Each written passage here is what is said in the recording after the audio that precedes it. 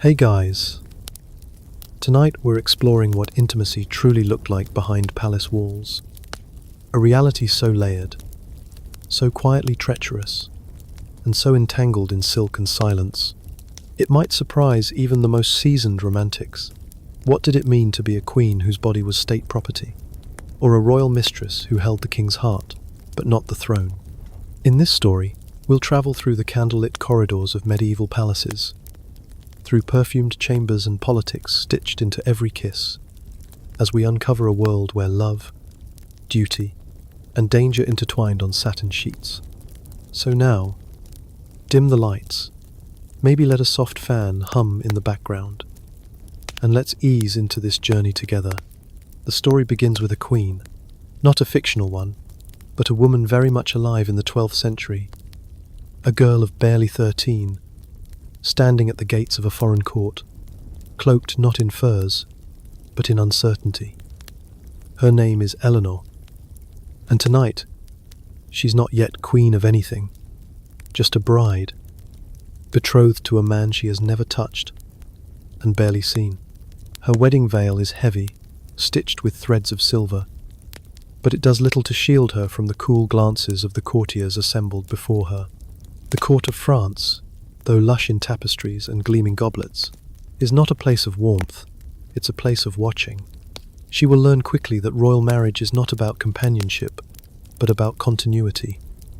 Her husband's affection is not expected, his heirs are, and though they are both teenagers, their wedding night is not a celebration, it's a duty, a fulfillment, observed, whispered about, and later verified by the matrons, who count sheets as proof of consummation. For Eleanor, this moment, this crossing from girlhood into royal wifehood, is not defined by pleasure, but by performance. And here begins our story. To understand what intimacy was like for queens and royal mistresses, you must first understand what a royal body meant. For queens, their flesh was national territory. A kingdom's future heir might rest in a single womb. Her ability to bear sons determined not only her status, but the political peace of nations. Her fertility was statecraft. Her chastity, a political imperative. So her bed was not always her own, it was a place of governance. And her body, though draped in embroidered linen and guarded by virtue, was never truly private.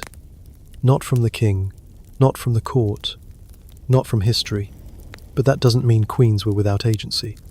Some, like Eleanor of Aquitaine, became legends for navigating that narrow corridor between expectation and desire. She bore the king's airs, yes, but also defied convention. She sang with troubadours, she questioned papal authority, and, eventually, she walked away, divorced the King of France, married the King of England, and carved out a power of her own. Still, nights in royal chambers were rarely romantic. Picture a tall four-poster bed, not just for comfort, but as a display of wealth. Thick canopies, not for intimacy, but insulation, and candles, dozens of them, not for ambience, but necessity. Yet even there, in the hush of the queen's private quarters, silence did not mean safety. A queen rarely slept alone. Her ladies-in-waiting shared her rooms, her prayers, her secrets. They were eyes and ears for the court. Trusted, but not always trustworthy. Even a soft sigh in the night might become gossip by morning. And still, some queens did love. Quietly, carefully, sometimes dangerously. But if queens bore the burdens, royal mistresses bore the intrigue. Let's now drift to another chamber, less gilded, but no less influential. It is early evening in the Palace of Versailles, centuries after Eleanor's time, and a woman is being dressed. Not by servants, but by artists. She is not royal by birth, not married to the king, but her presence, her poise, her perfume, these eclipse titles. She is the king's mistress, the official one. Her name is Françoise, though history will remember her as Madame de Montespan. To be a royal mistress was to walk a tightrope in silk slippers. You were envied, adorned, and deeply resented. You were the repository of royal affection, but always at risk. One wrong move, one waning glance, and the entire court would pivot away from you. Worse, you might be replaced. And yet, for many women, this role offered a rare window of power. In a world where few women could own property, dictate policy, or even choose their own husbands, a mistress could influence the king directly. Pillow talk was policy, but the price? Constant vigilance, constant charm. Intimacy was rarely free of calculation. For a royal mistress, affection was public strategy. Seduction was often planned in advance, gowns selected for maximum effect, musicians placed beneath balconies, letters composed with just the right balance of longing and restraint. The actual act of lovemaking?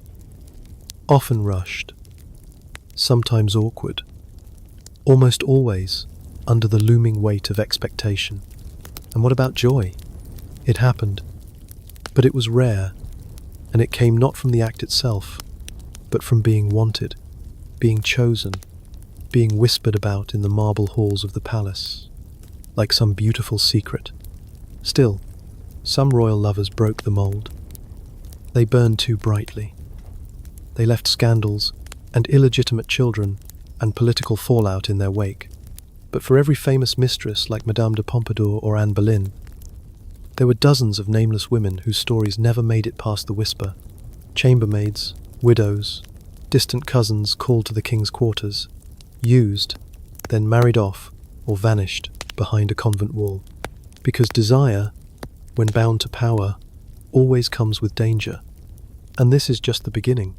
Next, we'll walk deeper into the hidden lives of these royal women.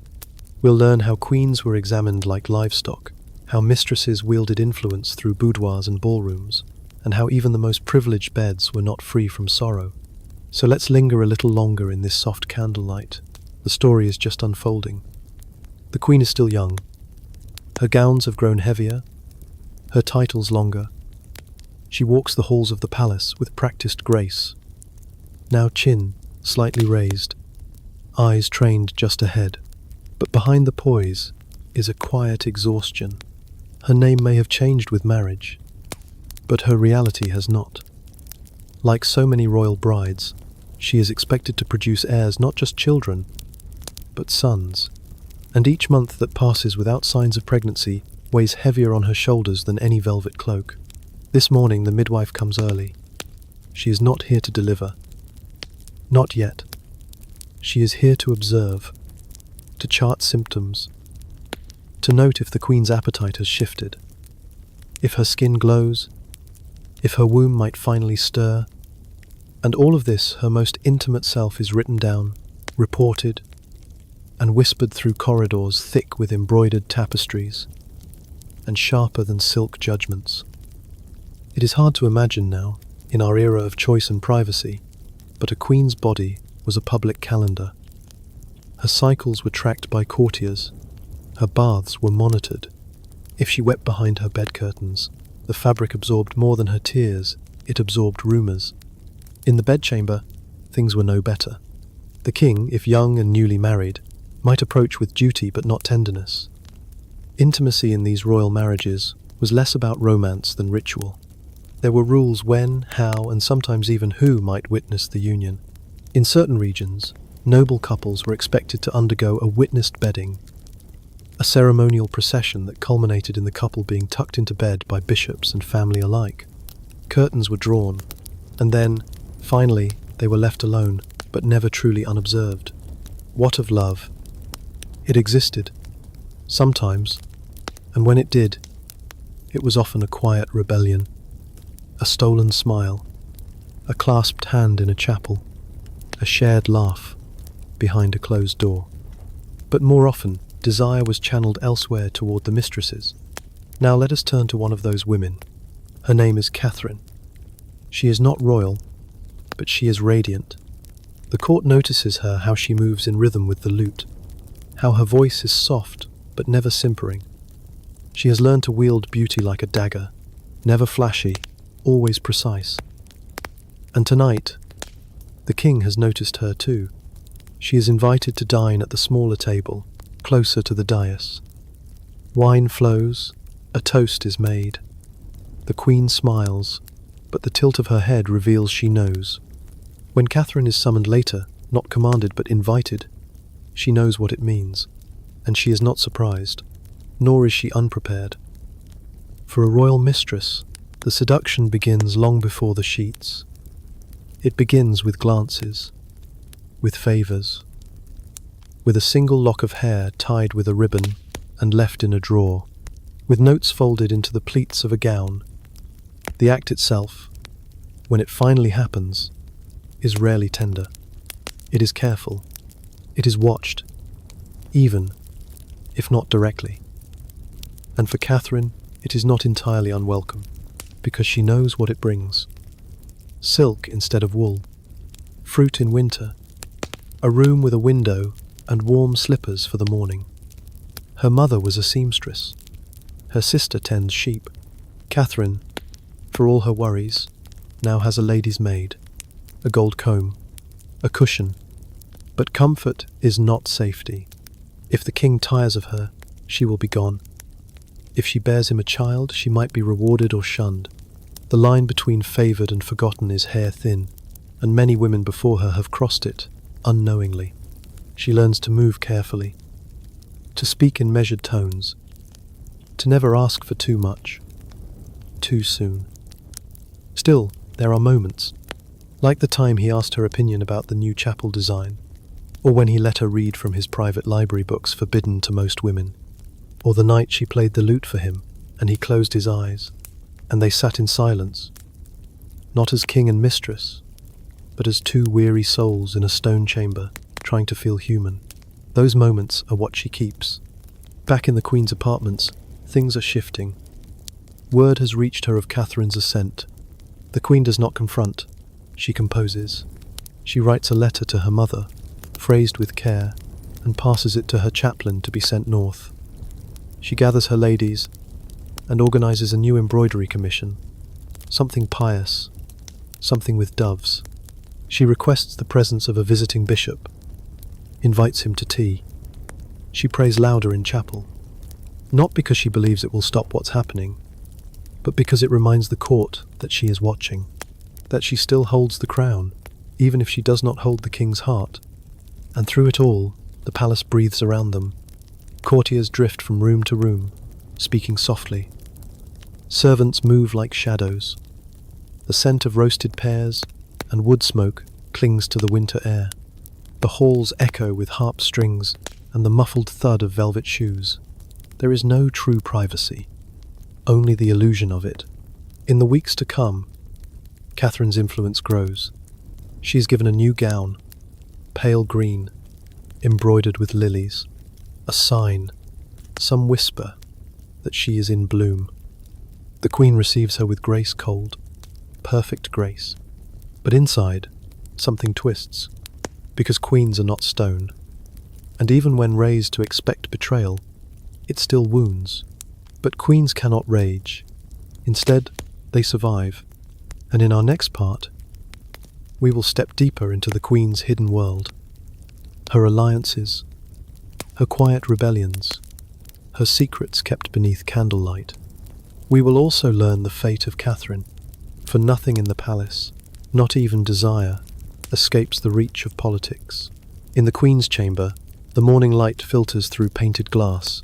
It scatters colour across the stone floor. Deep ruby, pale gold, sky blue. The light is quiet, but the court is not. News has reached the outer corridors. Catherine, the soft-voiced, lily-gowned mistress, may be with child. No one speaks it aloud, not yet. But the signs are there. She has taken her meals alone. Her lute sits silent, untouched. Her usual walks in the garden have grown shorter, slower. And the Queen? She says nothing. She keeps her hands folded, and her voice even. But inside, a cold resolve settles in her chest, like an iron key, because if Catherine is carrying the king's child, then everything changes. The court begins to shift around her, as if the stones themselves sense a reordering of power. Nobles who once bowed low before the queen now hesitate. Some offer half smiles to Catherine as she passes. Some whisper their congratulations in riddles and wine-soaked verses. The palace, for all its ceremony, is not loyal. It bends with the wind. And now, the wind favours Catherine. But the queen is not without recourse. She begins to write. Not letters this time, but commissions. Donations to abbeys. A new altar cloth embroidered with lilies, and doves her chosen symbols. She calls upon her uncle, a bishop with influence, and arranges for a quiet visit. She invites artists to paint her portrait, flanked by her royal children, emphasizing what is hers: the bloodline, the heirs, the crown. And then she begins to build something else. A private network of women nobles, matrons, elder courtiers who remember what it means to protect a queen. They are not loud. They do not conspire with daggers. They gather in parlours, in gardens, in hushed alcoves between prayers. They trade favours. They recall old debts. They make sure that if Catherine rises, she does so knowing the ground beneath her is far from steady. Meanwhile, Catherine's world grows smaller. She is moved to a more secluded set of rooms. For her comfort, they say. The king visits often, but only briefly. When he is away, she walks the gardens alone, trailing her hand along the stone balustrade. She had thought bearing the king's child would bring her security, but instead, it brings a peculiar loneliness. The palace that once adored her now watches with cold interest. Servants no longer giggle in her presence. Courtiers offer politeness, but rarely warmth. Her status is elevated, but her safety? Ever more fragile. Pregnancy, even in royal palaces, was perilous. The midwives may be trained, the linens fine, but no amount of velvet could shield a woman from the dangers of childbirth. Still, Catherine hopes. She dreams of a son, a child strong and healthy, who might earn her a place in history. Not a queen, perhaps, but a mother of a royal line. She writes letters to no one, tucks them into her gown. In them, she names the child. She imagines what he might look like, whether he'll inherit her quiet eyes or the king's bold laughter. But not all dreams come to pass. In the 7th month, Catherine collapses. A fever follows, then silence. The palace does not grieve publicly. The court moves on, as it must. Another banquet is planned. The queen makes a donation to a local convent in Catherine's name. A single candle burns in the chapel for 7 days. And then, nothing. The room where Catherine once sang is given to a visiting noblewoman. Her gowns are returned to the royal wardrobe. Her name fades, replaced by the next whisper in the hall. The queen, meanwhile, walks the gardens. She pauses where Catherine once stood. Her gloved hand rests on the same cold stone railing. She does not smile. She does not gloat. But that evening, she lights a candle in her private chapel and prays not for vengeance, not for glory, but for silence. Because in royal palaces, silence is safety. Let's now turn our gaze to another court, another century. Far from France, in the damp stone corridors of Tudor England, there, a different queen faces a different storm. Her name is Anne, sharp-witted, famously dark-eyed. She did not become queen by birthright, but by daring. She was once the mistress, the woman who turned the king's heart and kingdom upside down. Now crowned, now clothed in crimson and pearls, Anne faces what all royal wives must face: the demand for a male heir. But her path is even narrower, for she took the crown from another queen, one still beloved by the people. And the throne, once gilded, feels like a throne of thorns. Intimacy, once a tool of seduction, now feels like obligation. The king, once devoted, grows distracted. The courtiers whisper. The air in her chambers grows colder. Anne reads poetry by candlelight, but the words no longer comfort. She knows that queens who do not deliver sons are not remembered kindly. She must succeed where others have failed. She must protect herself, not with swords, but with silk, with charm, with children. But the body does not always listen to ambition. Anne conceives. She rejoices. She plans names and christenings. But the months that follow are unkind. She miscarries. The court murmurs. The king stays away. She tries again. Each month is a waiting game. Each morning she checks for signs, hope blooming or hope fading. And though she is queen, she is still a woman. One who aches, one who fears. She writes letters to her sister.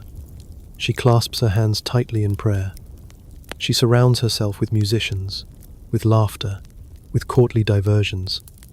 But beneath it all, she knows desire in royal palaces is never just between two people.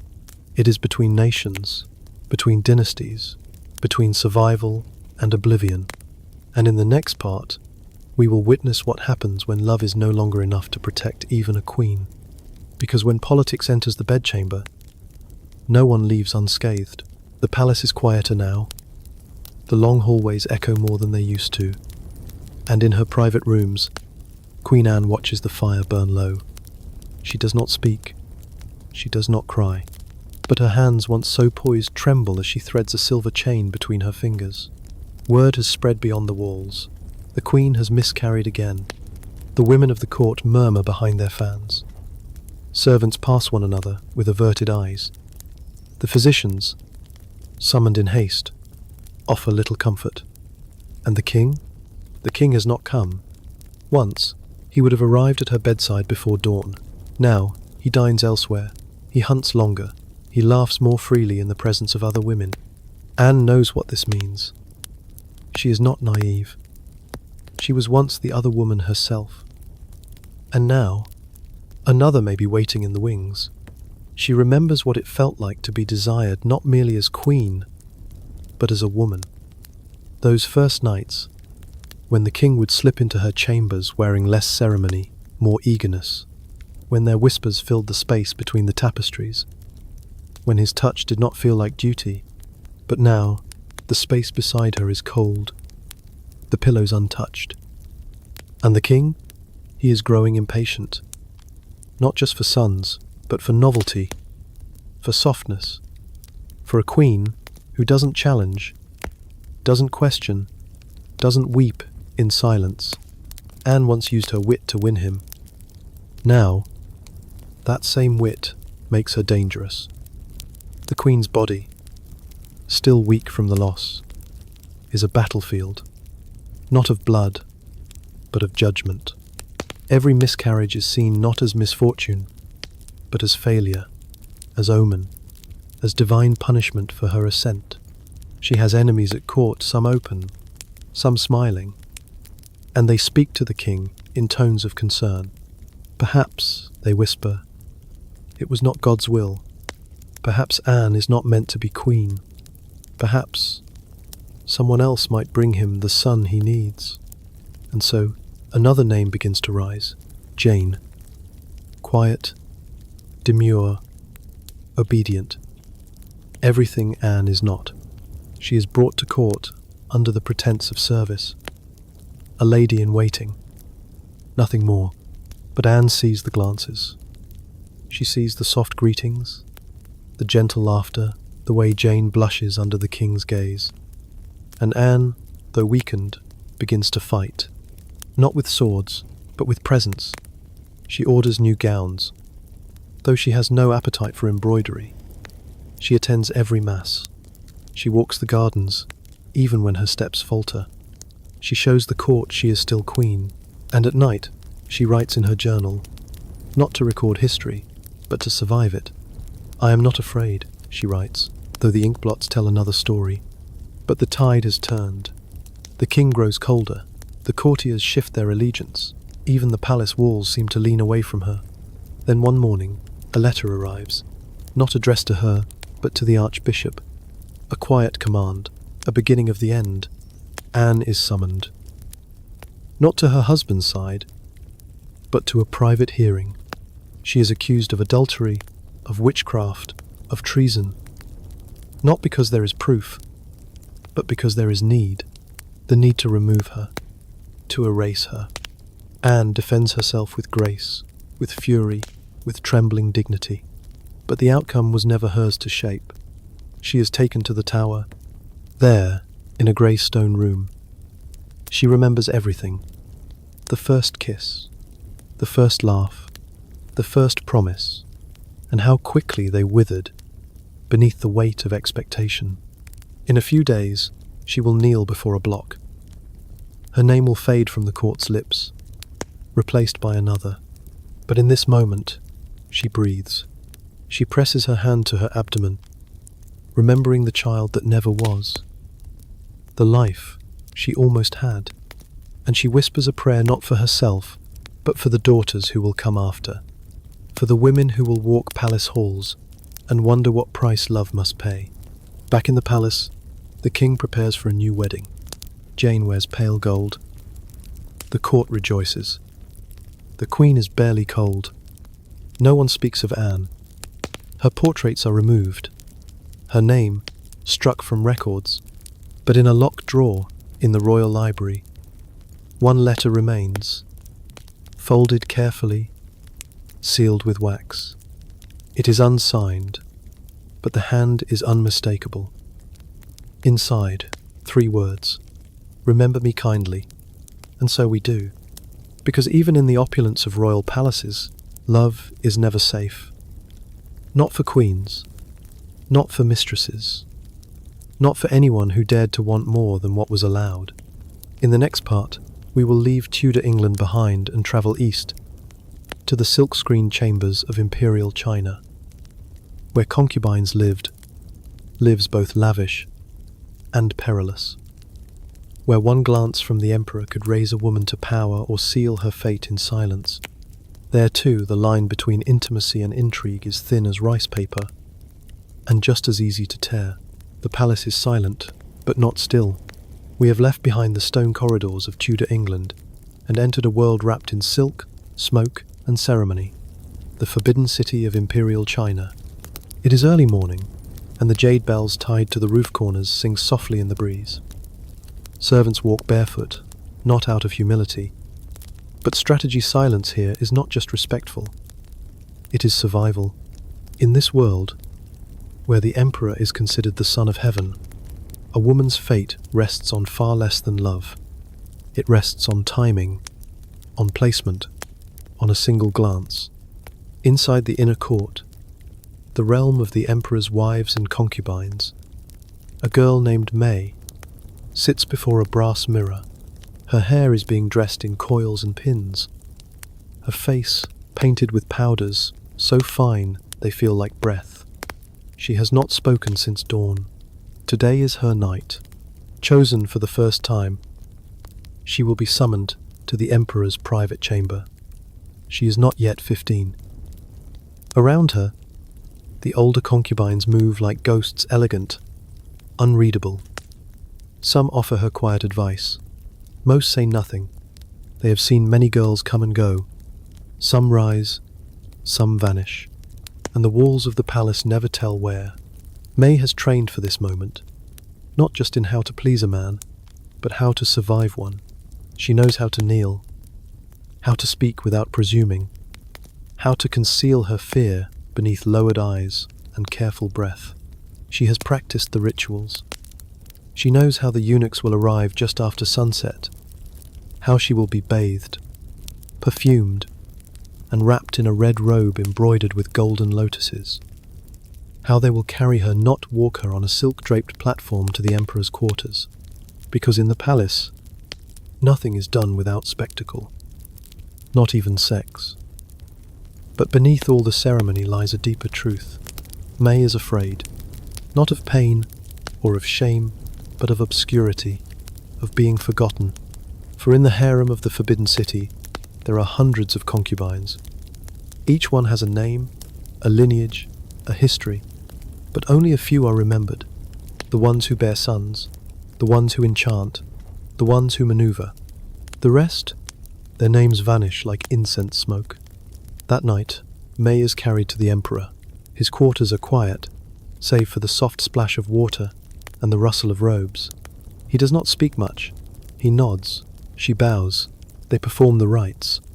What happens next is not violent nor tender. It is practiced, expected, and when it is done, she is carried back, and the room is prepared for the next. She is given no words, only silence, and yet the next morning she is changed. Not visibly, but in the eyes of the other concubines. Some offer tighter smiles, others look away entirely, because now she has entered the game. In the weeks that follow, she learns the rules, how to speak in riddles, how to curry favor with the Empress Dowager, how to accept gifts without growing indebted, how to withhold just enough affection that the Emperor returns not out of love, but curiosity. She learns, too, the power of motherhood. A concubine who bears a child, especially a son, ascends in status. Her quarters improve. Her robes become finer. Her meals are chosen with care. She may be granted a title, a voice, a legacy. But pregnancy is perilous, not only because of the body's risks, but because of politics.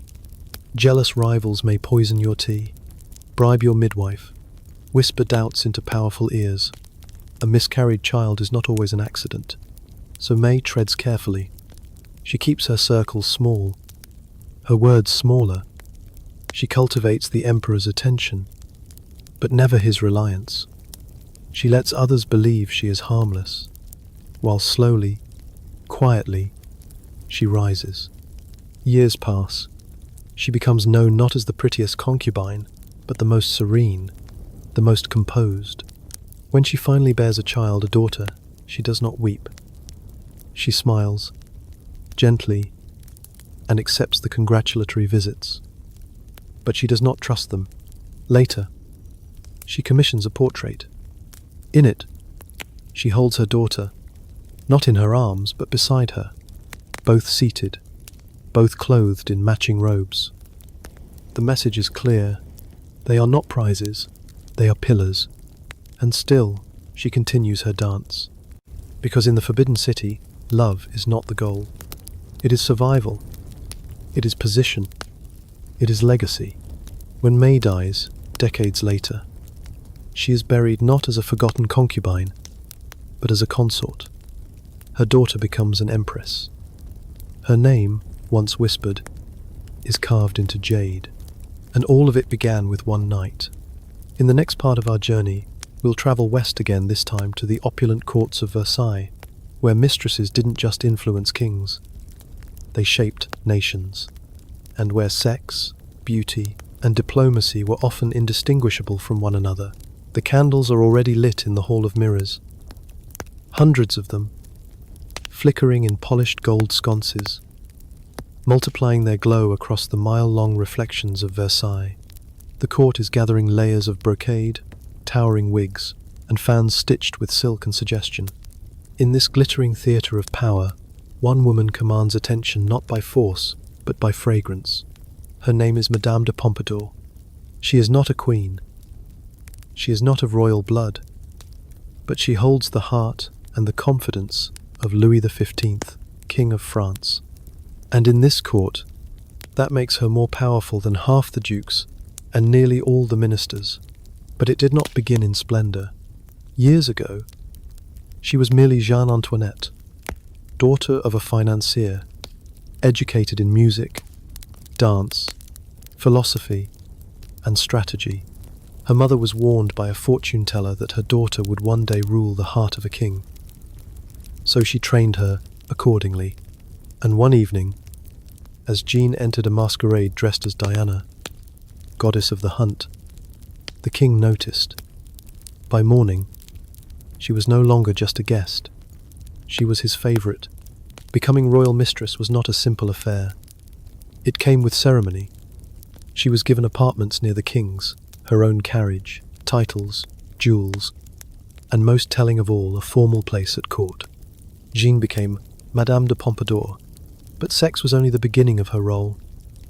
She soon became the king's confidant, his counselor, his distraction from courtly fatigue.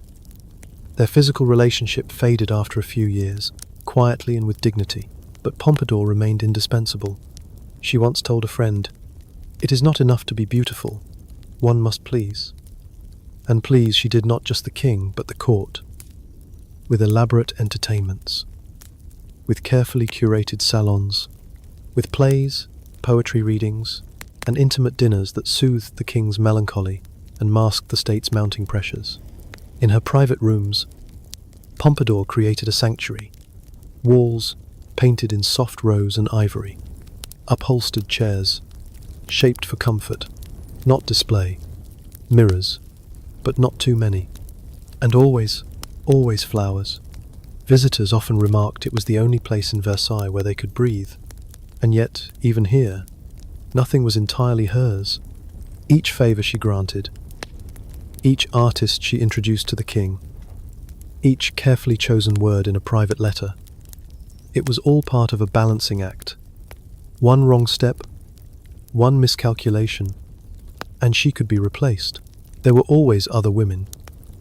The king's appetite never truly waned, but none challenged Pompadour's position.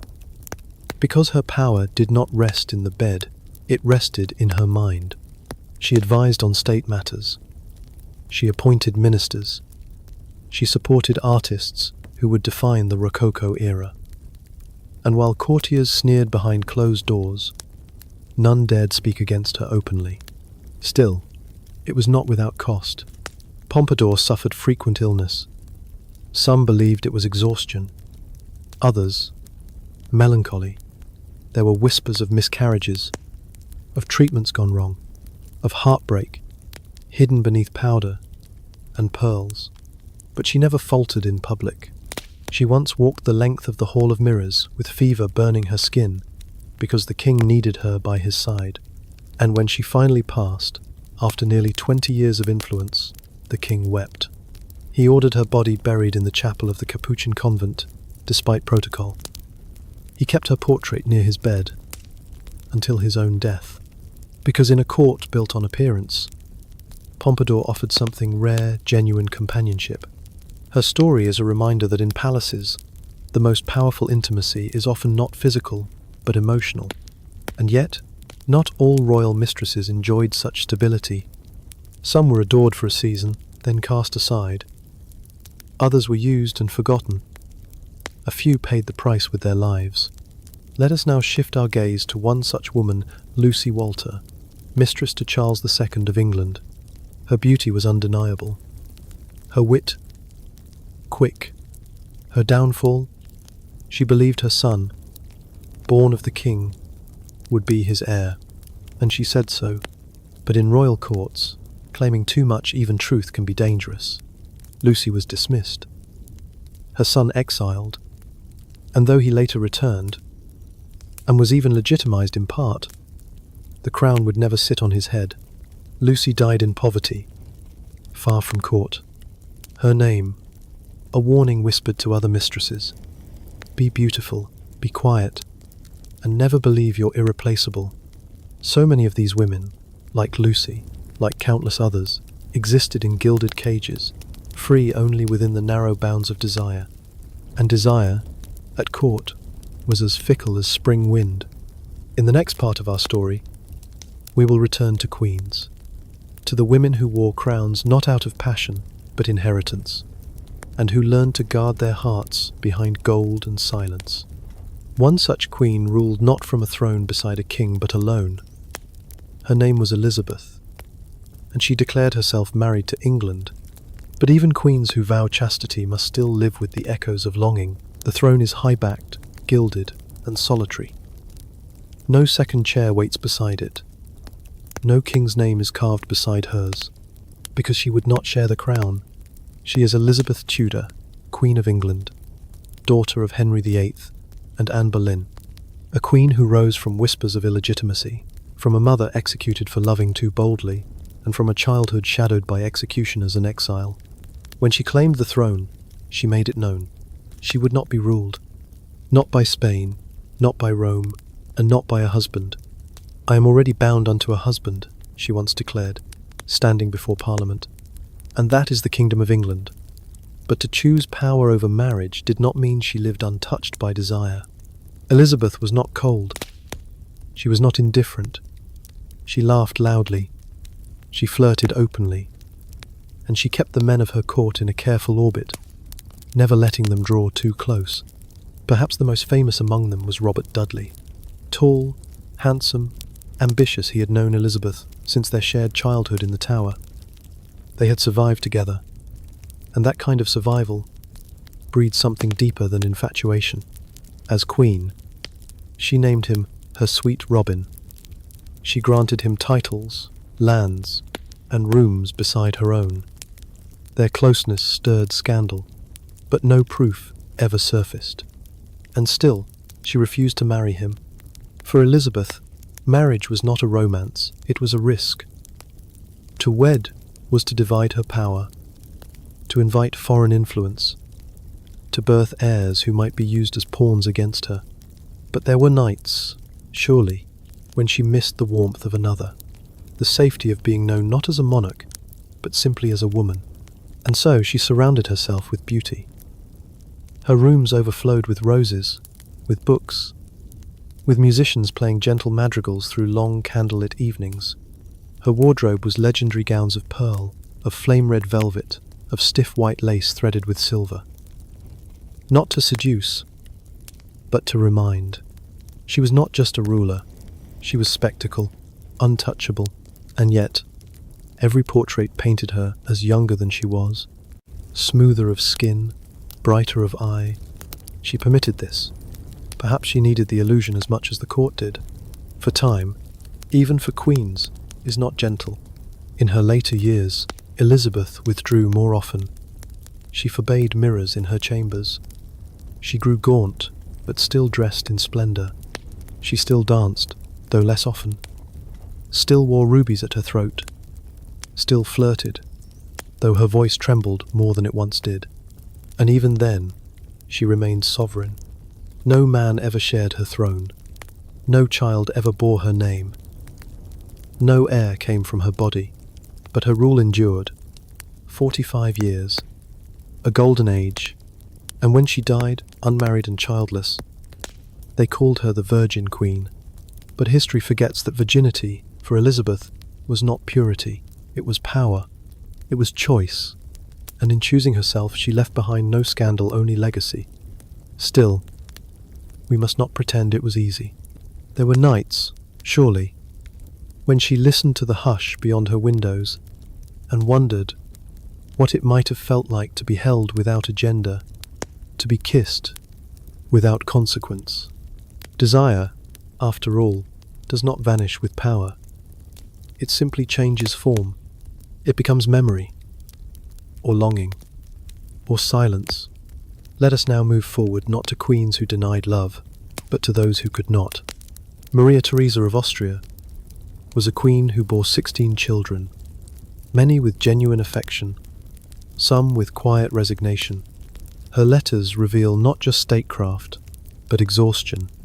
She ruled, she mothered, she grieved, and still, she fulfilled the duties of a royal wife. Even in the royal bedchamber, a queen's work was never truly done. Imagine it, centuries of women lying beneath silk canopies, wondering if tonight they would conceive, if they would bleed, if they would be favoured, or forgotten. Even the softest bed could become a stage. Even the gentlest touch, a test. In the next part of our story, we'll return to the east this time, to the palaces of the Ottoman Empire, where the harem was not merely a prison of women, but a labyrinth of intrigue, seduction, and quiet rebellion. There, we'll meet a slave girl who rose to become queen, not with armies, but with her voice, her mind, and the weight of her gaze. The call to prayer drifts softly over the domes of Topkapi Palace. It rolls through the cypress trees and across the marble courtyards, where morning light filters through latticed windows and touches gold. Inside the harem, the hidden heart of the Ottoman court, everything is hushed. silk, and echoing steps. And somewhere, within this maze of velvet cushions and guarded gardens, a girl is waiting. Her name is Hurrem. At least, that is the name she was given here. She was not born to palaces. She was taken from her homeland somewhere in what is now Ukraine, captured by raiders and sold into bondage. But her story would not end in servitude. It would rise, impossibly, toward a throne. At first, Hurrem was just one among hundreds of concubines. Young women brought from across the empire, trained in music, language, dance, and silence. They were watched by the eunuchs, guarded by senior concubines, and summoned to the Sultan's chambers by his will alone. To be chosen was both an honor and a test.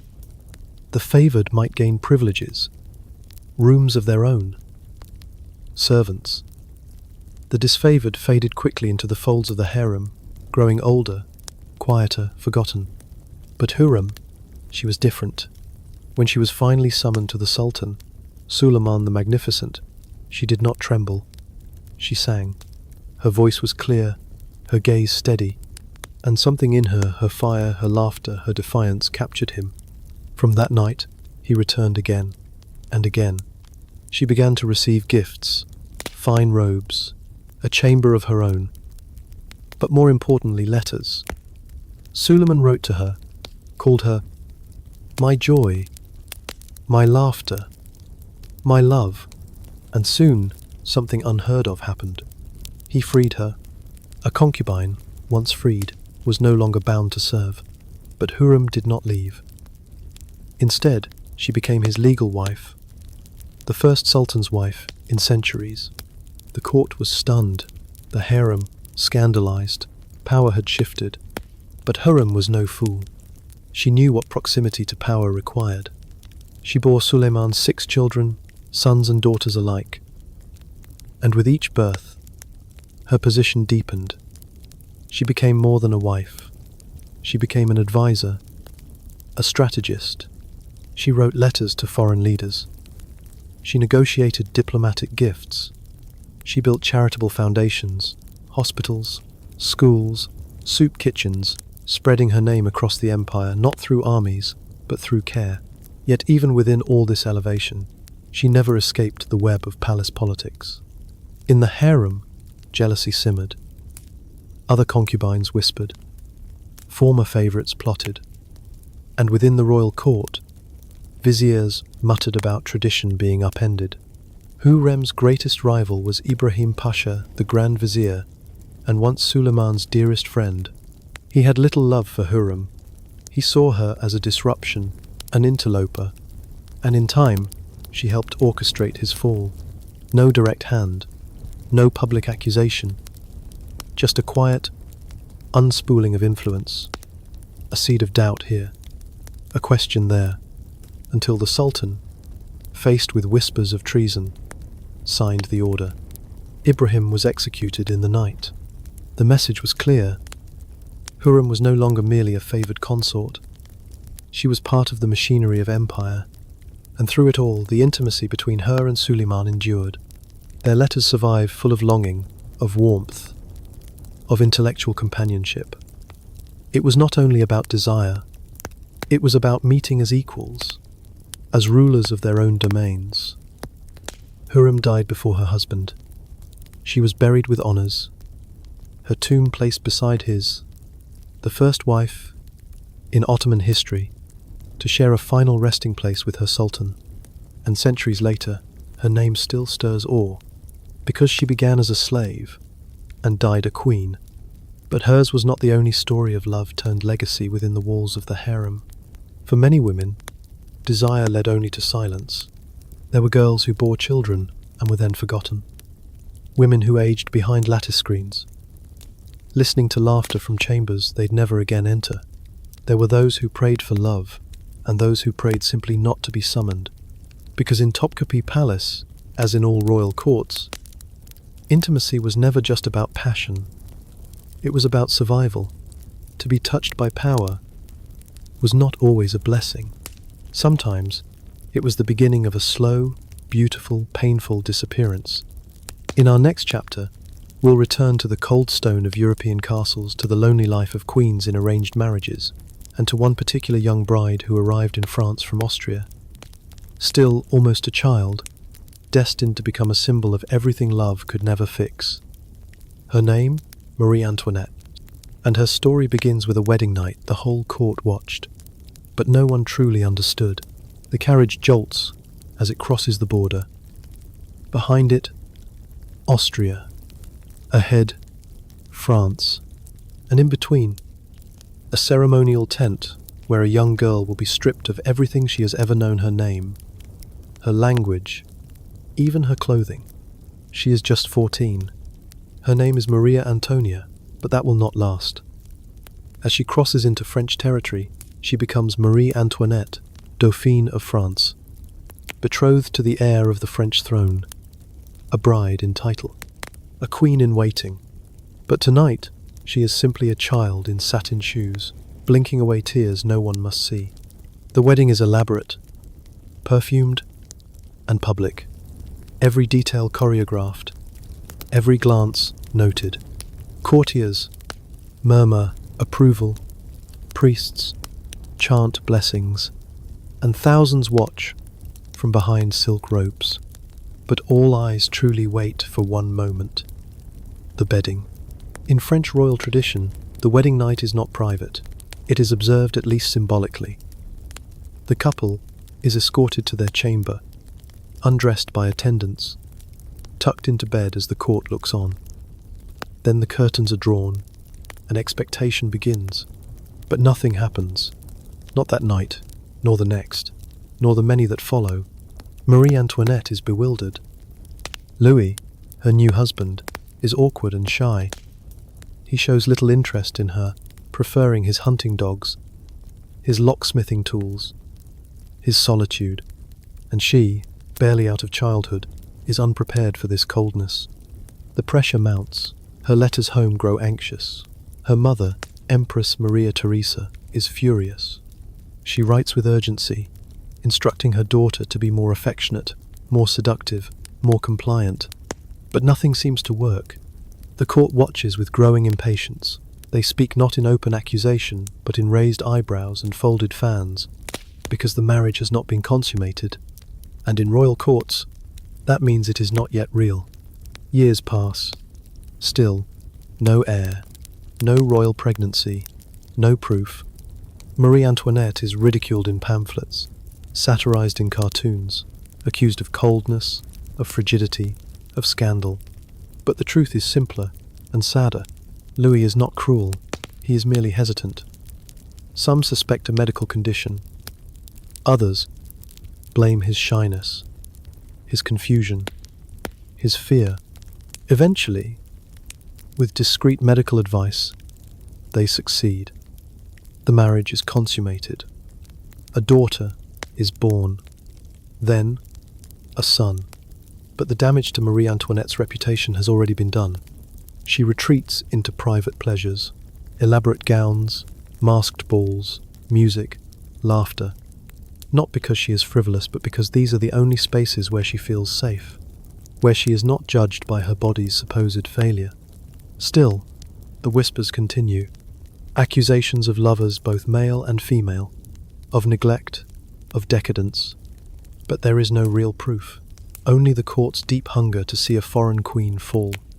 And as revolution begins to stir in the streets beyond Versailles, Marie Antoinette becomes the target. She never loved France, they say. She never gave the king heirs. She never did what queens are meant to do. And what were queens meant to do? To bear sons, to smile through betrayal, to embody dignity, grace, and obedience, even when their hearts are breaking. Marie Antoinette tried, perhaps not perfectly, but earnestly. In her final years, she grew quieter, her letters more tender, her gaze, once playful, more watchful. She loved her children fiercely, mourned their losses deeply, and when she was imprisoned, awaiting the guillotine, she wrote to her sister-in-law, not of palaces or gowns, but of motherhood, of sorrow, of love. I am calm, she wrote, as people are whose conscience is clear. On the day of her execution, she stepped into the cart with poise. Her hair had been cut, her face was pale, but she held her head high. Even as the crowd jeered, she did not cry. And, when she stumbled on the scaffold, she turned to her executioner and whispered, "Pardon me, monsieur. I did not do it on purpose." These, her final words, carry more humanity than all the rumours written about her, because Marie Antoinette, for all her jewels and faults, was never the monster they painted her to be. She was a girl who was told to seduce, to smile, to produce heirs, to endure, and she did. She just wasn't allowed to be human while doing it. In our next part, we'll leave the splendour of Versailles and cross the sea to the courts of the Indian subcontinent, where royal intimacy played out in marble palaces, shaded by mango trees, and where courtesans were poets, philosophers, and the silent guardians of kings' desires. There too, love and power wore perfumes of rose and risk. The monsoon rain taps against carved jali windows, casting lattice shadows across the marble floors of the Red Fort in Delhi. Lanterns flicker in shallow alcoves, and distant music floats from behind silken curtains. Sitar, flute, a woman's voice barely louder than a sigh. This is not Europe, this is the Mughal court. Here, love is written in ghazals and painted in miniature. Here, desire is not a secret. It is a discipline, a sacred art, and in this palace, it is the tawifes, the courtesans, who understand it best. Unlike concubines, these women are not kept. They are invited, respected. Some of them are scholars, poets, musicians. They are trained from girlhood not just to entertain but to converse, to advise, to move with elegance through the world of men without ever surrendering control. One such woman is Zora. She is known for her voice, low, velvety, unhurried. When she sings, even the most restless of nobles sit still. She lives not in the harem, but in a richly appointed haveli near the river. Her home is a sanctuary, perfumed with jasmine, lit with rose lamps, filled with books in Persian and Urdu. She is often summoned to the palace, never commanded, and always at night. The emperor, still young and newly widowed, finds comfort in her presence. Not merely her body, but her mind. They speak of poetry, of Sufism, of dreams. Zora never asks for jewels. She asks questions. "What do you fear?" she once whispered. He had no answer. With her, he learns to be a man, not just a monarch. But Zora is not in love, not in the way the poets write. She cannot afford to be. She has seen what happens to courtesans who fall too far, who beg to be kept, who hope for legitimacy. Their beauty fades, their patrons turn, their names vanish. So Zora keeps her heart folded like silk within her chest. Still, there are moments. One evening, during the spring festival of Holi, she appears not in her usual muted saris, but in brilliant saffron, with crushed rose petals in her hair. The emperor laughs, truly laughs, for the first time in months. Later, he leaves a ring beneath her pillow. She does not return it, but she never wears it either, because she knows gifts carry weight, promises more so, and she would rather be free. Elsewhere in the palace, behind heavy doors, the emperor's wives live a quieter life. Unlike Zora, they did not choose their path. Most were married young political unions forged between dynasties. Their beauty was remarked upon, their fertility prized, but their opinions, their desires, rarely asked, seldom honoured. Some become powerful within the confines of the zenana, the women's quarters. They form alliances, guide their sons, commission art, build gardens, but their world remains closed. At night, they wait to be summoned. Not every night, not by choice, but by rotation, by schedule, and when they are not chosen, they wait still. One queen, Begum Mariam, has not seen her husband in over a month. She writes in her diary, small, tight Urdu script, hidden beneath a cushion. "I do not miss his touch," she writes, "only his attention. I do not crave his love, only to be seen." When she walks in the garden, she counts the buds on the jasmine vines. She teaches her handmaid to embroider stories into pillowcases, tales of women who loved, left, lived. Sometimes she visits Zara, not for guidance, for companionship. They sit together in silence, sipping spiced milk as the rain hums on the roof. In this world, queens and courtesans share more than silk. They share loneliness. But not all intimacy in the Mughal court was shadowed by sadness. There were true loves, lifelong bonds. Shah Jahan and Mumtaz Mahal, most famously. Their love was not a tale of infidelity, but of devotion. She bore him 14 children. She travelled with him on military campaigns. She advised him in matters of the heart and state, and when she died in childbirth, he mourned so deeply he built the Taj Mahal in her memory, a tomb of white marble, carved with calligraphy that speaks of paradise and longing. It stands still, centuries later, not just as a monument to beauty, but to a love that, for once, outlived the palace walls. In our next part, we'll look not to queens, but to the servants who kept their secrets, to the chambermaids, the laundresses, the wet nurses, women who saw everything, heard everything, and were never allowed to speak. But their silence shaped empires, and their closeness to power was both a blessing and a danger. It is still dark when the first rustling begins in the queen's chambers. A maid stirs the fire to life, careful not to let it crack too loud. Another fetches warmed water, steam curling from the ewer as she slips through the corridor with practiced silence. Someone is already laying out linens, her hands swift, her eyes downcast. None of these women wear jewels. None sit at banquets or speak to ministers. But they know more about the queen than any ambassador ever will. They are her ladies in waiting, her dressers, her bath attendants, her laundresses. They touch her body, yes, but more than that. They hold her secrets. When the queen cannot sleep, it is a maid who brings her tea, hears her sighs. When she weeps for lost children, for a cold husband, for a world too heavy, there is always a servant within arm's reach, pretending not to listen while remembering everything. They see the bruises that must be hidden beneath velvet sleeves. They see the faintest swell of a stomach before courtiers do. They know when the queen has been visited and when she has not.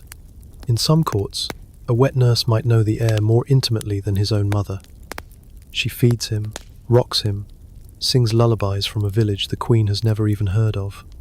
And when the boy grows, it is the maid who carries him back to the queen's lap, not the other way around. These women are invisible in portraits, unnamed in history, but they are the invisible thread that holds royal intimacy together. Sometimes they are trusted. The queen might whisper a name, a fear, a plan. A lady in waiting might carry letters across courtyards, deliver tokens to a lover in the dead of night, risk everything to protect a mistress whose heart is too tender for court games.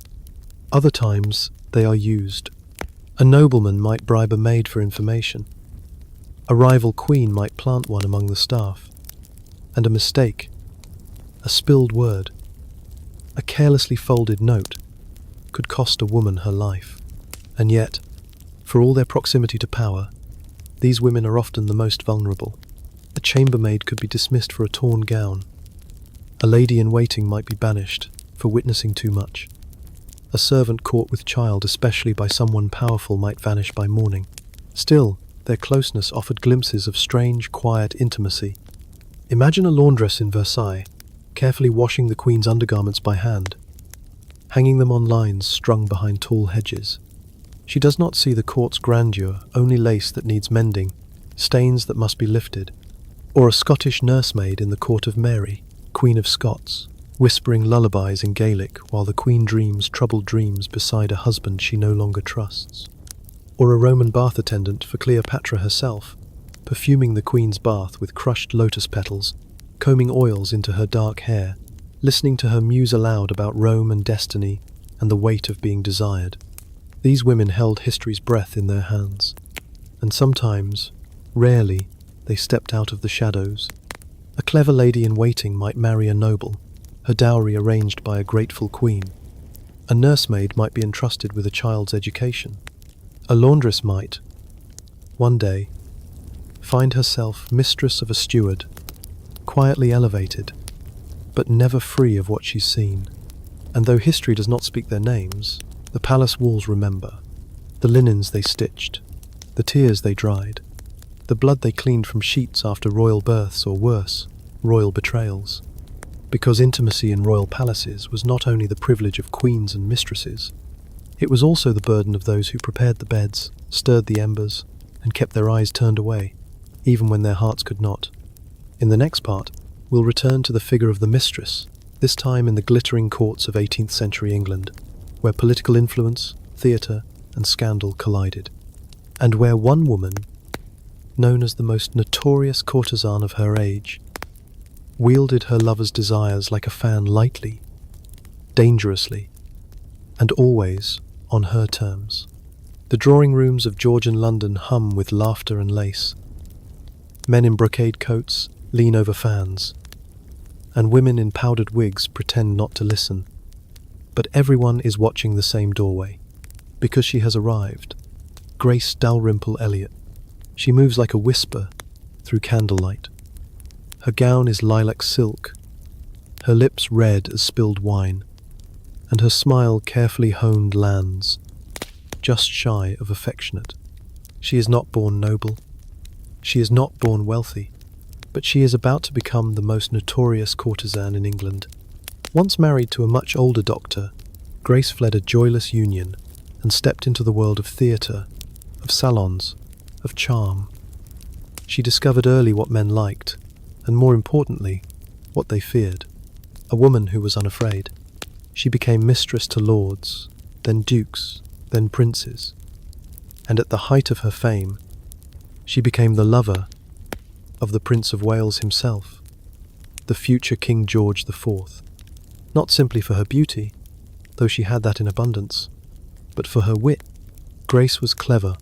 She could debate Voltaire over dinner, discuss war strategies over wine, and write letters sharp enough to make ministers blush. She understood politics, theatre, fashion, and flattery. And in a world where women were supposed to know only embroidery and obedience, she turned every expectation upside down. But the life of a courtesan, even one as skilled as Grace, was never without peril. Every favour had its price. Every gift could be revoked. One wrong move, one ill-timed remark, and she could be cast out, forgotten by morning. She knew this. So, she chose her lovers carefully. She kept her independence close. And she never fell in love. At least, not publicly. One affair did leave her more vulnerable than she wished. The Prince of Orleans in revolutionary France. It was a dangerous time. The guillotine had begun its work. Aristocrats fled in the night. Spies whispered through Paris cafes. Grace, still English, remained in France for reasons no one quite understood. Some say she stayed for love. Others, for politics. Either way, she was arrested during the Reign of Terror. The prison was filthy. The guards cruel. Each day, she heard the names of those to be executed. And each day, she waited for hers. But she survived. She later wrote a memoir of her imprisonment. Its pages detailed, elegant, restrained. She never begged for pity, only understanding. Because Grace had never been just a mistress. She had been a witness to power, to danger, to desire. And when she returned to England, though the glitter had faded, she walked still with her head high. No longer the shimmering girl in lilac silk, but a woman who had known kings and kept their secrets. The courtesans of 18th century Europe were more than decoration. They were intermediaries, spies, sometimes scapegoats. They carried whispers between embassies, between chambers, between sheets. And though history often paints them as frivolous, many were shrewder than queens, because they knew what every queen eventually learns. That love, in palaces, is rarely safe, and desire, unchecked, is a blade hidden in a kiss. In the next part of our journey, we'll travel to the far north, to the frost-laced palaces of Imperial Russia, where empresses took lovers of their own, including one woman, whose name still conjures stories some true, many exaggerated, Catherine the Great. And in her chambers, power and passion did not bow to kings, but answered to her. The Neva River is frozen, and the air bites like silver. But inside the winter palace, the firelight is warm, the ceilings are high, and every step echoes through gold and marble. Here, in this empire of frost and pageantry, rules a woman whom history both misjudged and misunderstood, Catherine the Great. She was born a German princess, married off young to the awkward, erratic Grand Duke Peter of Russia. A union forged by politics, not affection. And almost from the start, it was clear this marriage would bring no comfort. Peter was immature, unstable. Their wedding night, like many to follow, was marked by distance, not desire. Catherine, still young, waited. She played the role. She smiled. She learned the Russian language, converted to orthodoxy, bore his rudeness, his coldness, his strange games. But inside, she was building something stronger than resentment. She was building resolve. And when the opportunity came, when Peter ascended the throne, only to falter within months, Catherine moved swiftly. With the help of loyal guards and silent allies, she staged a coup. He was arrested, then found dead. She did not weep, because now she ruled, not as consort, but as sovereign. And as empress, Catherine chose to live fully, to govern fiercely, to love deeply, and, often, physically, she took lovers, not one, not two, but many, carefully chosen, quietly elevated. Some were officers, some philosophers, some poets. All, however briefly, became part of her private world. She was not ashamed. She once said, "A woman has as much right to pleasure as a man." And she meant it. But her relationships were not wild indulgences. They were considered, structured. Each lover was vetted. A few stayed for years. Some were gifted lands, titles, but none ruled her. And when it was time, they left gently dismissed, respectfully remembered. Her most enduring relationship may have been with Grigory Potemkin. He was more than a lover. He was a partner in rule, a brilliant military strategist, a statesman, a man who saw Catherine not as a woman in power, but as power itself. They may have even married in secret. No papers survive, but the bond between them lasted until his death. Even after they parted physically, they continued to write, to plan, to govern together, side by side across miles. In public, Catherine remained composed, regal, impeccably dressed, her hair powdered, her shoulders set. But in her private chambers, she read letters aloud from Voltaire. She laughed at plays. She wept at poems. She walked barefoot on heated floors in the early morning, her silk dressing gown whispering behind her. And sometimes she simply sat, remembering what it had taken to become what she was. As a woman who loved, she had been scorned. As a ruler who loved, she had been feared. And after her death, the stories twisted. They whispered nonsense of wild orgies, of horses, of madness. None true. All designed to punish her for daring to live as freely as the men who came before her. But history is beginning to correct itself. Now, we remember Catherine not for slander, but for sovereignty, for education reforms, for diplomacy, for the expansion of her empire, for the letters she wrote, the libraries she built, the art she preserved, and yes, for her lovers, because she chose them, not as sins, but as companions. In the chill of Imperial Russia, Catherine lit her own fires, and even now, her flame endures. In the next part, we'll turn our gaze toward the Americas, where the Spanish crown extended its reach through conquest, and intimacy became both a weapon and a wound in colonial courts. There, love was seldom equal, and the power between conqueror and consort, between mistress and master, was a tale often left out of the books. But tonight, we will gently uncover it. The heat hangs low over the hills of Tenochtitlan. Smoke rises from cooking fires, mingling with the scent of maize and marigold. The lakes are still, the causeways quiet, and into this ancient city of temples and gardens, the Spanish arrive. They do not come gently. Cortés and his men carry steel, muskets, and ambition. And among their party walks a woman whose name will be remembered for centuries, though rarely with kindness. Her name is Malintzin. In Spanish accounts, she becomes La Malinche. She was not born a consort. She was born noble, then betrayed, sold into slavery as a child, passed between merchants and chieftains, until finally she came into the hands of the conquistadors. And everything changed, because Malintzin could speak, not just one language but several. She understood the Nahuatl tongue of the Mexica, the Maya dialects of the coast, and soon enough, Spanish. She became the voice between Cortés and the people he sought to conquer. Interpreter, advisor, and yes, mistress. It is unclear when the relationship began. Perhaps it was survival, perhaps strategy, perhaps something quieter, more complicated. What is certain is that Malintzin bore him a child, the first known mestizo, half Spanish, half indigenous, a symbol of two worlds, colliding not with peace, but with passion and blood. To some, she is seen as a traitor, the woman who helped the Spanish speak, who gave them keys to the empire they would dismantle. To others, she is a survivor, a woman who did what she had to stay alive.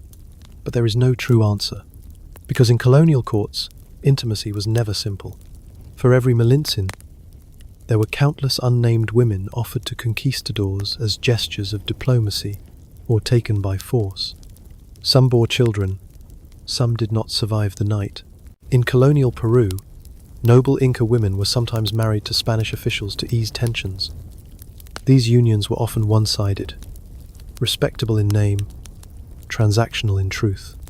And behind closed doors, in great houses with tiled courtyards and heavy wooden doors, many of these women found themselves neither queens nor slaves, but something unspoken, a second class of wife, a keeper of secrets.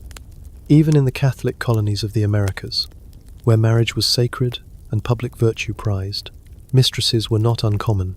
A Spanish viceroy might keep an indigenous woman in a secluded estate, her presence never acknowledged in church but deeply known in private. She might bear him children who would never inherit. She might share his bed, his wine, his tenderness, but never his name. And yet, she would not be without power. Many of these women became quiet forces within the household. They managed estates. They educated daughters. They spoke multiple languages, navigating two cultures with grace and precision. And in their letters, if they survived, we find traces of longing, not just for love, but for legitimacy. One such letter, written by a mestiza woman in Lima to her Spanish lover, reads, "I do not ask you to love me as your wife. I ask only that you do not forget that I have loved you as one." It is unsigned. We will never know her name, but her voice still lingers. These stories remind us that royal and colonial courts were not so different. In both, intimacy was often negotiated, not given, felt, but not always safe. And yet within these constraints, women still carved space for affection, for influence, for survival. They held their heads high, named their children with pride, walked the long corridors of palaces and plantations with quiet strength. In the next part of our journey, we will step into the shadows of medieval convents and abbeys, where queens and noble women sometimes retreated not to escape love, but to define it on their own terms.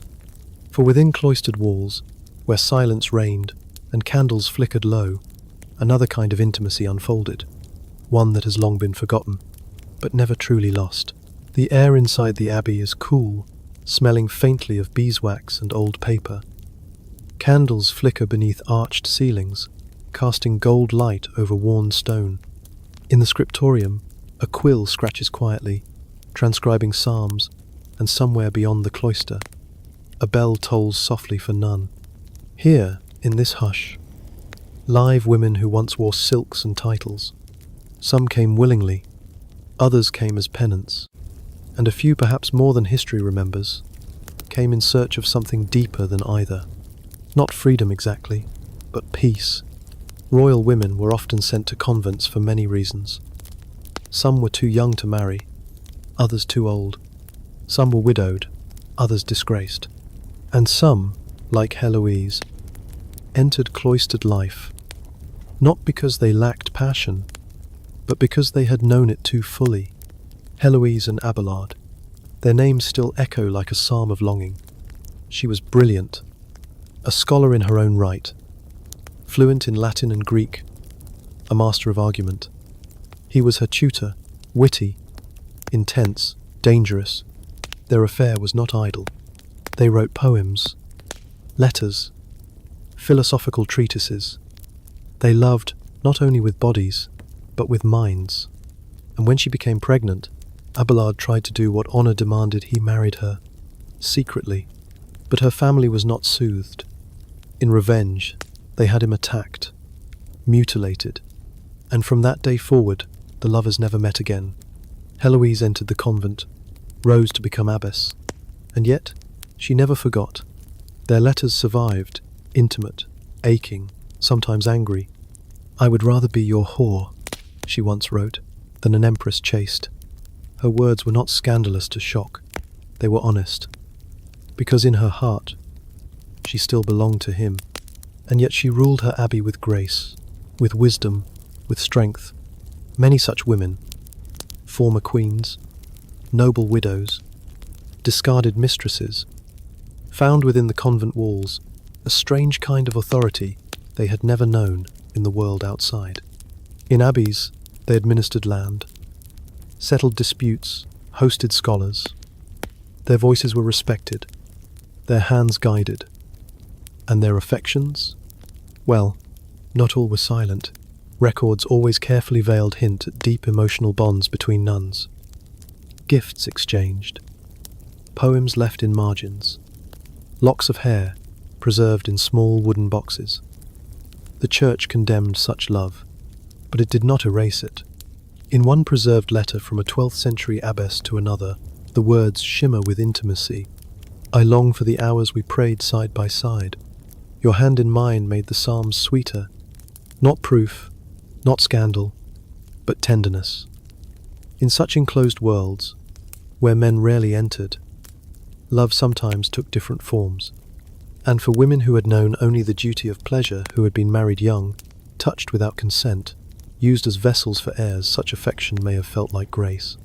Convents were not prisons, nor were they havens. They were something in between.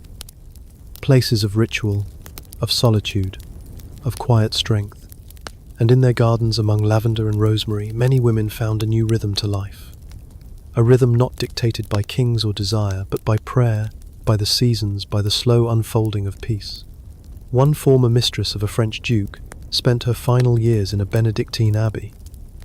She arrived without jewels, without servants, and without complaint.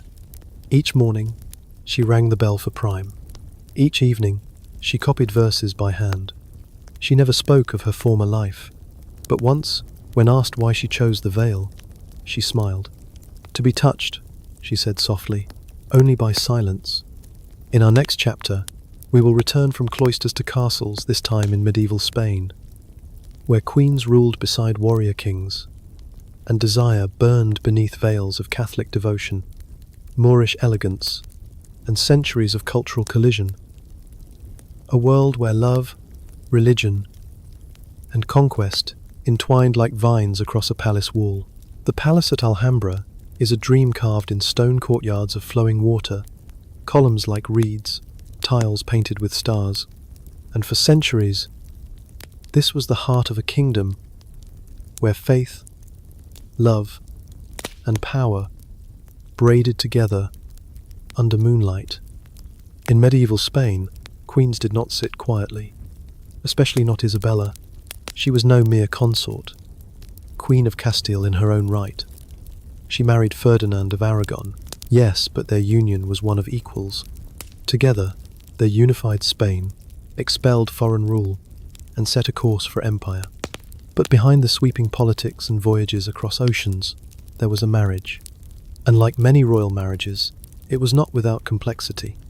Ferdinand was charismatic, often unfaithful. He had mistresses, several known, many more unnamed.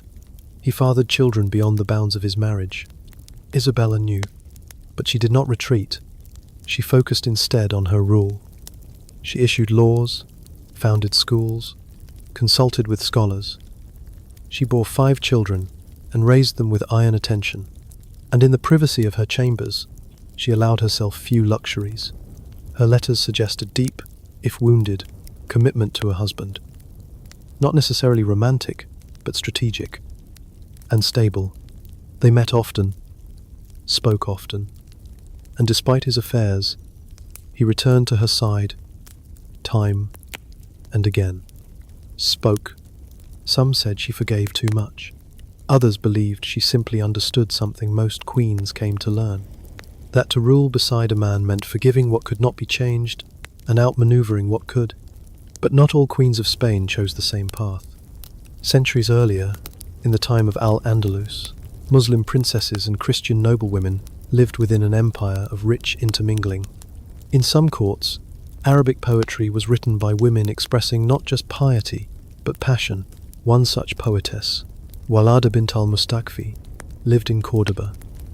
She wore transparent gowns, refused the veil, and kept a salon where men and women gathered to discuss art, politics, and love. She once wrote, "I made for greatness and walk proud among the stars." And she loved another poet, mutual, intense, often tragic.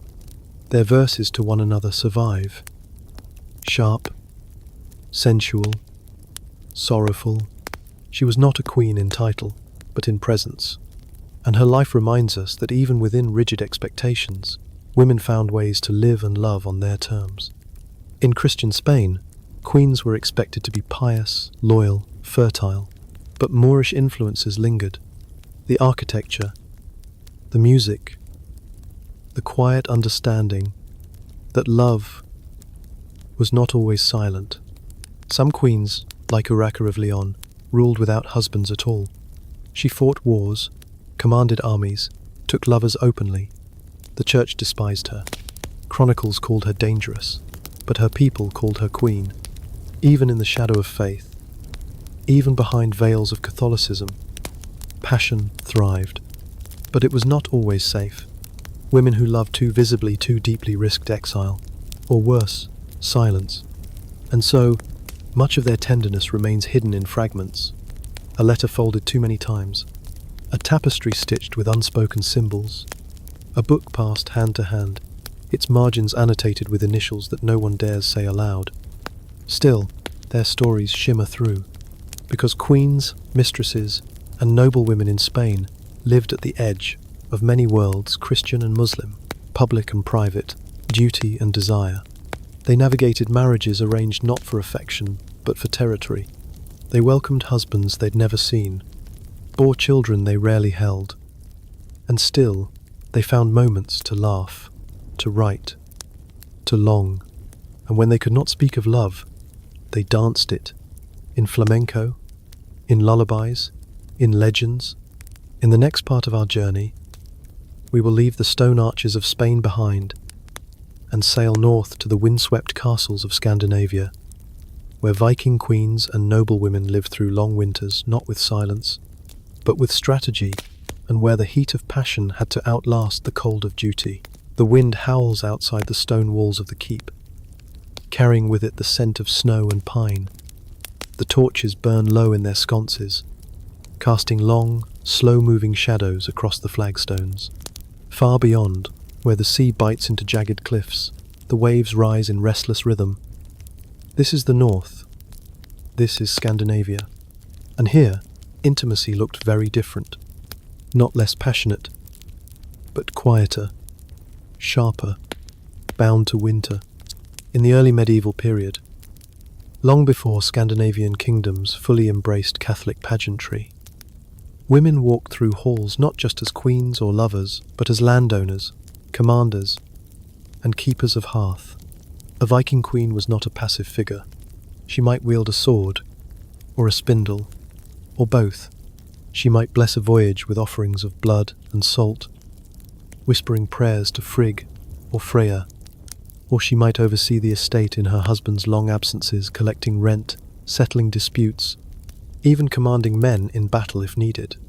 And while stories of Viking pillaging burn brightly in popular memory, few recall how layered and quietly intimate the domestic side of Viking life could be, especially for women at the heart of the household.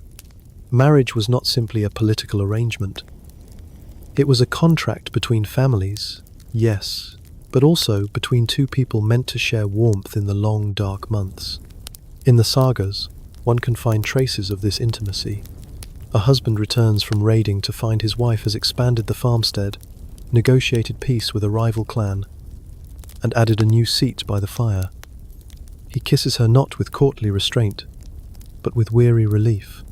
She touches his scar and says nothing. That's all. But it was love, in its own frostbitten way. Mistresses existed here, too, though less formally. There were concubines, often slaves taken in war. Some were treated cruelly, others were brought into the family circle, especially if they bore children. It was not ideal, but it was known, and some women wielded influence beyond beds and births. Consider Queen Gunhild, wife of Eric Bloodaxe. The sagas call her Gunhild, the Mother of Kings. She was known for her beauty, yes, but also her cunning. Some stories paint her as a sorceress, others as a diplomat. All agree, she was feared. Gunhild advised her husband in matters of state and vengeance. She was said to whisper names in his ear, at night names of those who might challenge him, names that disappeared come morning. She bore him sons, secured their future, and even in exile, she commanded loyalty. But she was not a prisoner to her role. The sagas suggest she chose her lovers as she pleased, and when insulted, she answered with steel. One story tells of a poet who mocked her in verse. She did not weep. She found him at night, and by morning, he was silent. Whether these tales are truth or legend, they point to something clear. Queens in the north were not made of lace and longing. They were made of stone, salt, and shadow. But not all love in Scandinavia was so sharp. There are rune stones carved in memory of wives. Not just noble ones. Women remembered for their kindness, their strength, their laughter. One reads, Topher raised this stone in memory of her husband. He was wise and fair in speech, and no man could find fault with his heart. Another, more weathered, for Asa, my joy, she bore me children and warmed my winters. May she be at peace. In those few words, centuries collapse, and we glimpse the warmth behind the snow. As the Viking Age gave way to Christian monarchies, the roles of women shifted. Queens were now crowned beside kings, robed in gold, blessed by bishops. But even then, the older strength remained. Take Queen Margaret I of Denmark. She ruled not beside a king, but alone. She united Denmark, Sweden, and Norway into the Kalmar Union in the 14th century, one of the most ambitious political feats in Northern Europe. Her marriage had been short. Her husband, King Haakon of Norway, died young. She bore one son, who also died early. But Margaret did not remarry. She did not retreat into piety. She ruled. In letters, we see her sharp mind at work strategizing, negotiating, issuing decrees. Foreign ambassadors bowed to her authority. Nobles, even those resentful, obeyed. Her private life remains mostly veiled. There are no scandalous affairs recorded, no famous lovers, only quiet power. Some believe she loved no one after her son's death. Others suspect a hidden companion, a lady of her court, a confidant who never left her side. But Margaret said little. She let the snow cover what it must. In noble households across the Scandinavian lands, intimacy remained laced with duty. Marriages were arranged young. Some grew into affection, others never warmed. And many noble women, especially in winter, found comfort not in grand romance, but in shared work, shared prayers, shared silences. And when spring returned, so did the songs. Folk melodies carried on wind, poems whispered into birch bark, names carved into beams above marriage beds. Reminders of love lived quietly, but not weakly. Even now, in the old timber churches and preserved homesteads of Norway, Sweden, and Denmark, one can find traces. A lock of hair hidden in a chest, a carved comb with initials that do not match a husband's name, a lullaby preserved in the voice of an elder who no longer remembers why it makes her weep. Because in the north, love was not always loud. It was built to endure frost and time. In the next part of our journey, we'll step into the golden glow of the Forbidden City, where Chinese empresses and imperial concubines lived within walls that shimmered with splendor, but rang with silence. There, desire was managed by calendars, and affection by favor. The Forbidden City rests like a dream folded inside. Another dream layered rooftops, glowing gold beneath the Beijing sun, lacquered doors lined in vermilion, and courtyards so vast, and still, they seem outside of time itself. But beyond its staggering beauty, it was not freedom that lived within these walls. It was control. For every emperor who ruled from the dragon throne, hundreds of women lived behind him, within the inner court. Some were born to nobility. Others were chosen for their beauty or lineage. All were summoned, not to rule, but to serve. These were the empresses, consorts, and concubines of imperial China. Their world was one of strict order. The emperor alone held the mandate of heaven. But his inner court was a constellation of ranks, rituals, and restrictions that governed every hour of a woman's life. At the top was the empress, the mother of the nation. She oversaw the harem, managed palace rituals, and bore the greatest responsibility for producing heirs. Beneath her, in carefully descending tiers, were the consorts, each with titles reflecting status: noble consort, pure consort, worthy consort. And then, below them, the concubines, numbering in the hundreds in some reigns. But make no mistake though, they were often dismissed by court historians as mere flowers in the garden. Many of these women were as politically adept as any minister. Their proximity to the emperor gave them potential power. And in a court where gossip, gesture, and favor shaped fate, influence often began in the bedchamber. Yet even that was governed by protocol. The emperor did not simply choose who to visit each night. His visits were scheduled, often determined by ritual calendars, astrological charts, or suggestions from the empress and eunuchs. On the appointed evening, the woman selected would be bathed, perfumed, and dressed in ceremonial robes. 2 eunuchs would carry her, yes, physically carry her, on a quilted mat to the emperor's chamber. There, stripped of jewelry, speech, and control, she would offer herself not as a lover, but as a vessel of fortune. And when the night ended, she was escorted back without ceremony. There was no lingering, no affection shown in the corridors, only silence. Unless something changed. If she became pregnant, everything shifted. Now, she was a possible mother of an heir. Her food was tasted. Her steps watched. Her rivals observed her with new eyes, some eager to curry favor, others to undo her. And if her child was born a son, her power grew. But if it was a daughter, or if the pregnancy ended in miscarriage, she might vanish back into obscurity. This cycle repeated across dynasties, from Ming to Qing, for centuries. But even within this tightly controlled system, some women rose. One of the most famous was Empress Wu Zetian, though she came long before the Forbidden City itself during the Tang dynasty. She began as a low-ranking concubine, not for the emperor but for his son. She was clever, patient, observant. She studied palace dynamics, wrote poetry, read histories. She listened more than she spoke, and when her moment came when one ruler died and another faltered, she seized it, not just to rise in rank, but to become empress in her own name. Not consort, not mother, sovereign, Wu Zetian ruled for decades, issuing reforms, patronizing the arts, strengthening the civil service. Her reign was fiercely debated, both admired and maligned. And after her death, her critics tried to reduce her once more to her early role, as a seductress, a usurper, a woman out of place. But her accomplishments remained carved in history, and so did her lesson. Even within systems designed to silence women, some found ways to shape empires.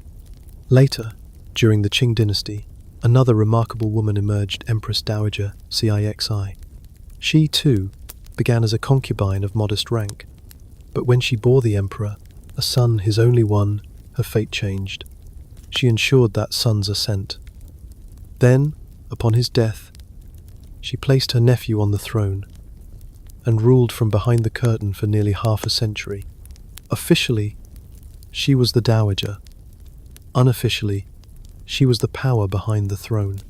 She built railways, opened China's doors to new technologies, navigated wars and rebellions.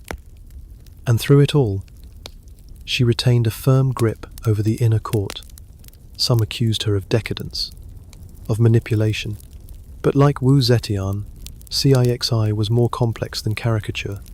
She had lived the rigid discipline of the harem. She had survived rivalries, betrayals, poisonings. And when she ruled, she did so with a steely grace that no concubine handbook could ever teach. But most women in the palace never rose so high.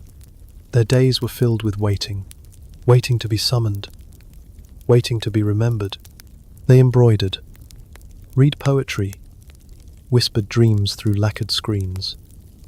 Some found comfort in friendships, delicate bonds of loyalty formed over tea, incense, and shared exile. Others turned bitter. And then, of course, there were the eunuchs, men who had been castrated in youth, trained to serve within the palace, and who became the silent intermediaries of love and power. They carried messages, smoothed tensions. Sometimes they became confidants to lonely concubines or ambitious consorts. Some wielded tremendous influence, controlling access to the emperor, shaping palace rumors, even altering the course of succession. But even they were never free. No one inside the Forbidden City was, because here, intimacy was a performance, a duty, a calculation. And yet, not always. There are records, quiet ones of affection. A poem written by an emperor to a favorite consort, comparing her breath to plum blossoms, and her laughter to the sound of snow falling on silk. A concubine, having lost favor, retreating to a garden pavilion, where she spent her last years writing stories of women who loved and lost without ever being known. A pair of hairpins found in a hidden drawer carved with matching lotus designs, their meaning lost but their pairing deliberate. Love, it seems, found ways to grow even in the coldest corners of gold. Because behind every door in the Forbidden City, behind every painted screen and curtained bed, lived real people yearning not just for power, but for connection. Some found it, some didn't, but all carried it with them, in silence. In the next part of our journey, we'll walk softly into the candle-lit salons of 18th century France, where letters passed beneath tables, perfumes held secrets, and desire was both a fashion and a battlefield. There, queens and mistresses alike played dangerous games not only with hearts, but with history. Versailles does not sleep. Even in the hush of night, candlelight flickers behind frosted glass. Heels click softly across polished marble, and in the salons, the scent of rosewater lingers in the air long after the guests are gone. Here, love is orchestrated as carefully as court processions. Desire is dressed in satin. Intimacy, choreographed like ballet. And at the center of it all, in the 18th century, stands Louis XV, the well-beloved. A king surrounded not only by ministers and generals, but by mistresses so famous they rival queens in both beauty and power. Yet not all royal mistresses began with grandeur. Madame de Pompadour was born Jeanne Antoinette Poisson, neither noble nor wealthy, but educated, clever, and unusually perceptive for her age. A fortune teller once told her she would one day capture the heart of a king. She believed it, and she prepared. She studied art, literature, philosophy, learned the unspoken codes of court behavior, practiced music and dance. When her moment arrived, a masked ball at Versailles, she was ready. Louis saw her, chose her, and everything changed. She was brought to Versailles, given the title Marquise de Pompadour, and installed in a suite not far from the king's private chambers. But she was not simply a beauty. She became a confidant, an advisor, a curator of royal taste. When their physical relationship waned, she did not fade. She remained at court, organized entertainments, advised on political appointments, decorated palaces.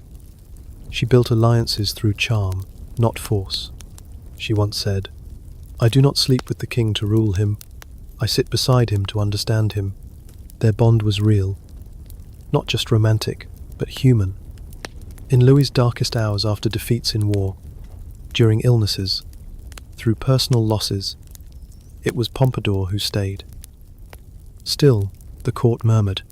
She was mocked for her bourgeois origins, for her influence over the king, for her inability to bear him another child.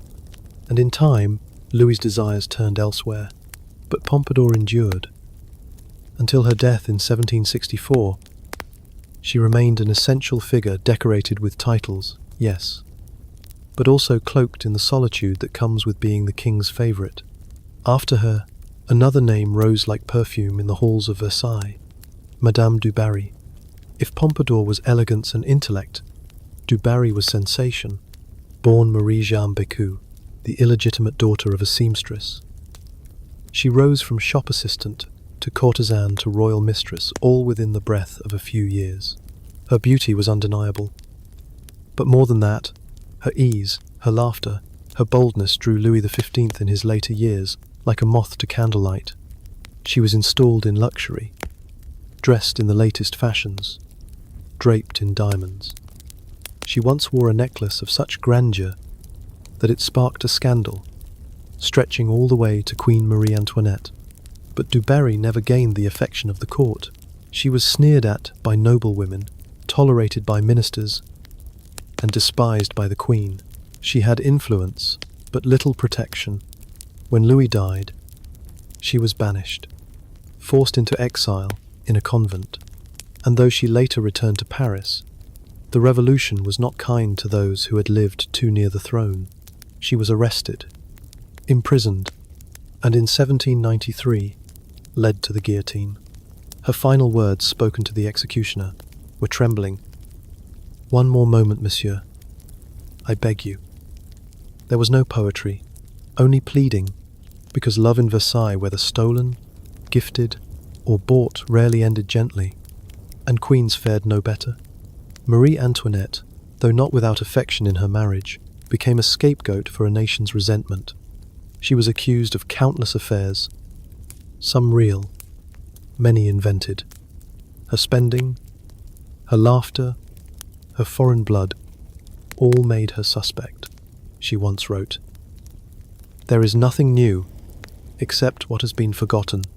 But France did not forget, or forgive. Though historians still debate the truth of her relationships, especially with Count Axel von Fersen, one truth remains. She was a woman of feeling, stranded in a role of spectacle. She tried to shape a life of meaning behind the silks. She danced, read, raised her children, designed her own village at Petit Trianon to escape court scrutiny. But desire, in her case, was political. To love too much was dangerous. To love too little, damning. In Versailles, every glance was recorded, every absence noted, and intimacy was never private. Servants stood by during the royal dressing.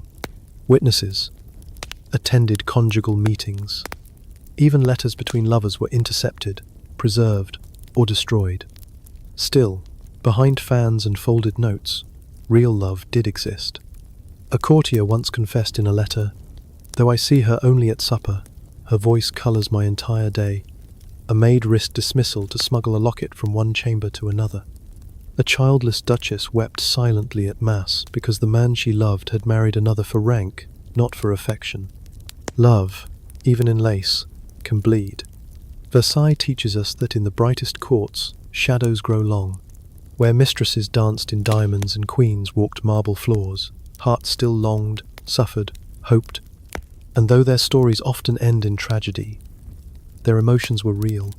They loved, even when they were forbidden to, and they lost, even when the world believed them untouchable.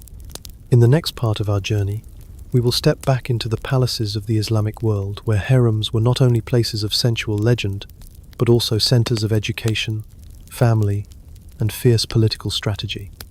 There, women behind veils held pens sharper than swords, and sometimes those veils concealed queens in all but name. The doors to the harem are tall and silent, carved from cedar and set with brass. They open not with fanfare, but with gravity inside another world. No noise from the bustling city beyond reaches here. Only the quiet rustle of silk, the soft splash of fountains, the low murmur of verses recited from memory. This is not a brothel, nor is it a cage. This is the imperial harem. To many outside the walls, the word harem still calls up fantasies of endless sensuality, of women lounging in indolent splendor, of the sultan's whim made flesh. But within these halls, the truth was more intricate, more intimate, and far more powerful. In the Ottoman Empire, the harem was not simply the private quarters of the sultan. It was a political institution, an educational haven, and often a crucible of ambition. It was home to hundreds of women, mothers, daughters, sisters, concubines, tutors, slaves, favorites. Each had a place, a title, a rank, and their influence, though hidden from public view, could shape the empire. At the top stood the Valide Sultan, the sultan's mother. She was often the most powerful woman in the empire. Her apartments rivaled those of the sultan himself. She controlled the harem's budget, advised her son, and held sway over which concubines might rise. If the sultan was young or untested, it was the Valide Sultan who quietly ruled, issuing edicts through whispers and woven signals. Her voice echoing through corridors she walked for decades. Below her, concubines vied not just for favor but for permanence. For a concubine to be chosen by the sultan was no guarantee of security. She might share his bed once and never again. But if she bore a child, especially a son, her life changed instantly. She became a Hasaki sultan, a favored consort, mother of a possible heir. She was moved to finer quarters, given maids, jewelry, tutors for her child, and her influence grew with each passing year her son lived. But desire was never enough. Women of the harem learned early that beauty faded, but wit endured. Many spoke several languages: Arabic, Persian, Turkish. They were taught music, calligraphy, poetry, court etiquette. Some could recite the Quran from memory. Others wrote verses of their own, slipping poems into linens and books, signing them with quiet initials. Affection was both real and transactional. The sultan's visits were scheduled by the Kuzlar Asa, the chief black eunuch, who alone could move freely between the harem and the outer court. He managed messages, enforced rules, and became, over time, one of the most influential men in the empire. He knew who was favored, who was falling, and he knew when alliances began to form, because within the harem, friendships and rivalries unfolded like petals, a look exchanged over embroidery, a shared bowl of sweets, a whispered complaint about a tutor. These were not idle moments, they were political, and when tensions rose, the stakes were high. There are tales, some embroidered, some true, of women poisoned over perfumes, of pillows smothering rivals in the night, of midwives bribed to misplace records. But more often, power was won through subtler means. By listening, by waiting, by knowing what the Sultan wanted before he did. Perhaps the most famous harem story of all is that of Hurrem Sultan, known in the West as Roxolana. She was born in what is now Ukraine, likely the daughter of a priest. Captured in a raid and brought to Istanbul as a slave, she entered the harem with little to her name but spirit, and that was enough. She caught the eye of Sultan Suleiman the Magnificent, not just with her appearance, but with her wit. Her letters to him survive, playful, poetic, laced with affection and intellect. He made her his favorite. Then, astonishingly, he married her. This broke centuries of tradition. Sultans did not marry concubines. They did not favor one woman above all, but Suleiman did. With Hurrem he fathered 5 children, listened to her counsel, built mosques and endowments in her name, and when she died, he mourned not as a sultan for a consort, but as a man for a beloved. She changed the empire not just by bearing heirs, but by proving that love could reside in duty, and that intelligence could match beauty in every chamber of power. After her came other women who wielded influence behind the screens. Kozum Sultan, for example, ruled during the reigns of her sons and grandsons. She served as regent, advised in matters of war and economy, and negotiated with foreign ambassadors, all from the privacy of her quarters. Her rule was known as the Sultanate of Women, a period where the mothers and consorts of sultans held extraordinary sway. But not all stories ended with silk and roses. Kozum was eventually strangled in her chambers by orders from within her own family, because love and power, especially when held by women, frightened many. Yet even in tragedy, these women remain monumental, not as temptresses, not as ornaments, but as stateswomen. Some fell in love, others only pretended. Some were scholars, others musicians. Some never bore children, others mothered empires. And through it all, they lived within walls the outside world could only guess at. Yet fragments remain. In the Topkapi Palace, you can still see the tiled rooms where they slept, the lattice screens where they watched processions, the baths where they gossiped, the calligraphy left in the margins of a book, a line of poetry praising jasmine and patience. Even today, the corridors feel heavy with memory, because here, in the heart of the harem, intimacy meant more than desire. It meant survival.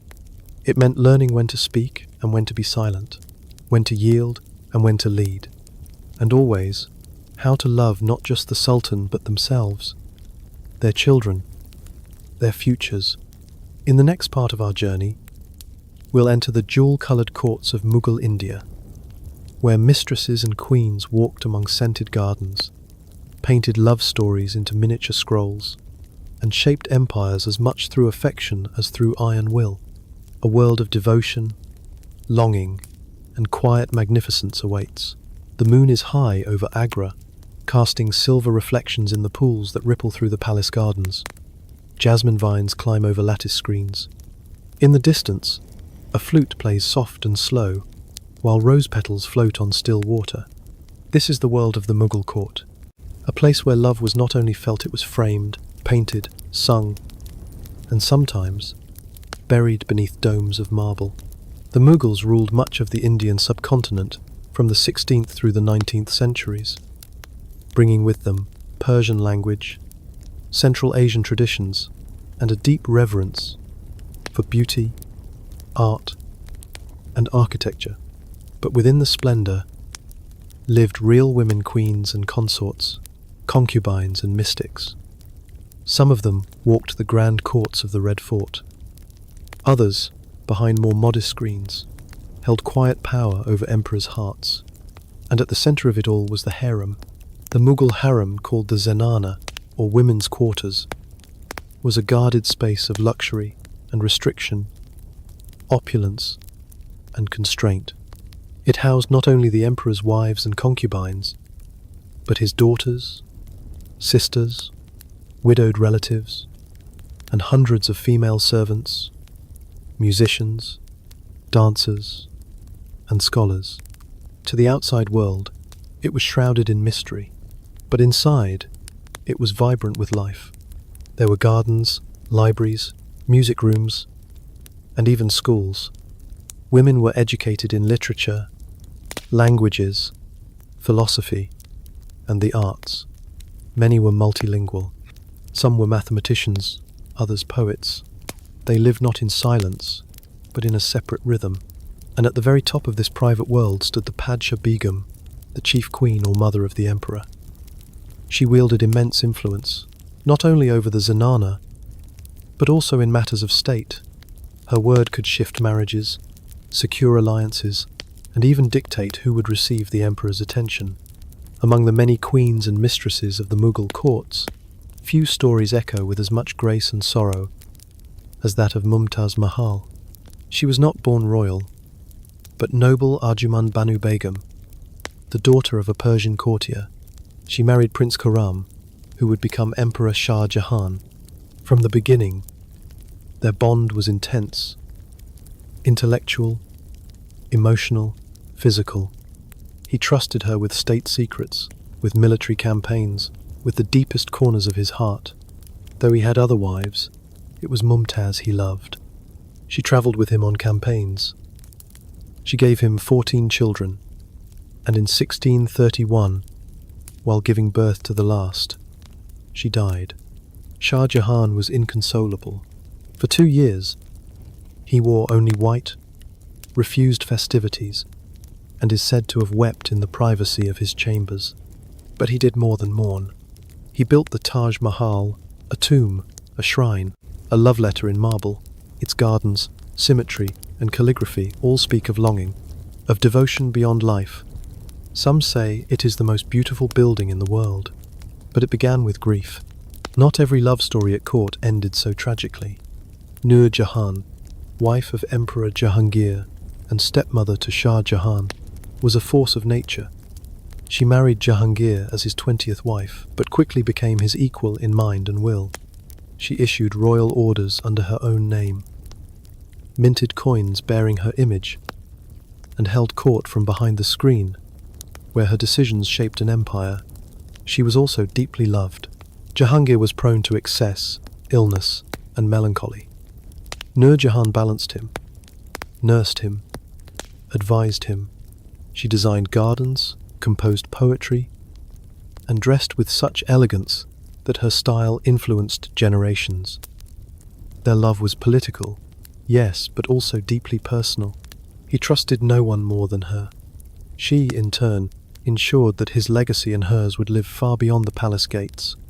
Other women in the zenana lived lives less recorded, but no less vivid. Some became favourites through laughter, music, or kindness. Others plotted and manoeuvred, ensuring their sons gained favour and their families rose in status. There were rivalries, yes, but also friendships. A princess might share poetry with a servant. A concubine might secretly tutor a younger girl. An older widow might tell stories by lamplight to those who missed home. In such closeness, affection grew. Some women in the zenana formed deep bonds with one another, while Islamic law restricted physical expressions outside marriage. Emotional intimacy was not forbidden, and in some cases may have offered comfort in a world where love from men was often brief or politically motivated. Love letters between women, though rare, do exist, delicate, respectful, wrapped in metaphor. One poem, found in the margin of a 17th century manuscript, reads, "You are the hush before morning call to prayer, a silence I want to stay inside forever." We do not know who wrote it, or to whom, but someone preserved it. Intimacy in Mughal India was also shaped by artistry. Miniature paintings from the period depict lovers in gardens, exchanging glances, sharing wine, or simply sitting beneath stars. These images, bright with vermilion and gold, are not crude. They are tender. They capture longing, joy, and the quiet fullness of companionship. And they were often commissioned by women, because queens had tastes, they had desires, and they knew how to keep them alive in color. One empress, who remained unnamed in the records, requested a painting of Radha and Krishna, eternal lovers of Hindu lore. She was Muslim, but she admired the story, the way Radha waited, the way Krishna returned. In her margins she wrote, "To wait is not weakness. To love is not surrender. Both are strength when chosen." In the later Mughal period, as emperors grew more decadent and less stable, the power of the Zanana faded but never fully vanished. Even in decline, women held threads of history in their hands. Some wrote memoirs. Some raised sons who would rise or fall by their mother's wisdom. And some simply endured. They survived purges, poisoned cups, shifting alliances. They adapted, and in rare cases, escaped. A Mughal concubine once disguised herself as a servant to flee the palace after a coup. She lived the rest of her life as a poet in Lahore, under another name. Only after her death did her verses hint at her past. "My silks were golden, but they bound me. Now I wear cotton, and no one commands my smile." It is a small thing, but it is everything, because the Mughal Zenana was not a fantasy, it was not a prison. It was a world of mothers and lovers, queens and survivors. Women who understood that love, true love, was not always fireworks. Sometimes it was a hand resting near yours while calligraphy dried, a glance across an afternoon courtyard, a verse remembered at night, long after the doors had closed. In our next part, we'll walk through the echoing stone passages of the Holy Roman Empire, where empresses, noble women, and mistresses bore the weight of crown and church, struggling to find tenderness in a world ruled by doctrine and dynasties. The bells of the cathedral toll slowly in the grey morning air, each peal echoing across the cobbled courtyards of the imperial city. Frost clings to stained glass windows. A hush settles over stone cloisters. And inside the high halls of the palace, a queen kneels at prayer, her hands cold but steady. This is the Holy Roman Empire. Neither wholly holy nor truly Roman, it was instead a complex and sprawling mosaic of kingdoms, duchies, bishoprics, and free cities that stretched across Central Europe for nearly 1,000 years. It was not ruled by a singular monarch, but by a shifting lineage of emperors, some strong, others weak, all crowned with the blessing of the church. And behind these men stood their wives, consorts, mistresses, and daughters, women whose stories were so often left behind the altar curtain. Here, love was measured in lineage. Marriage was diplomacy, bodies, contracts.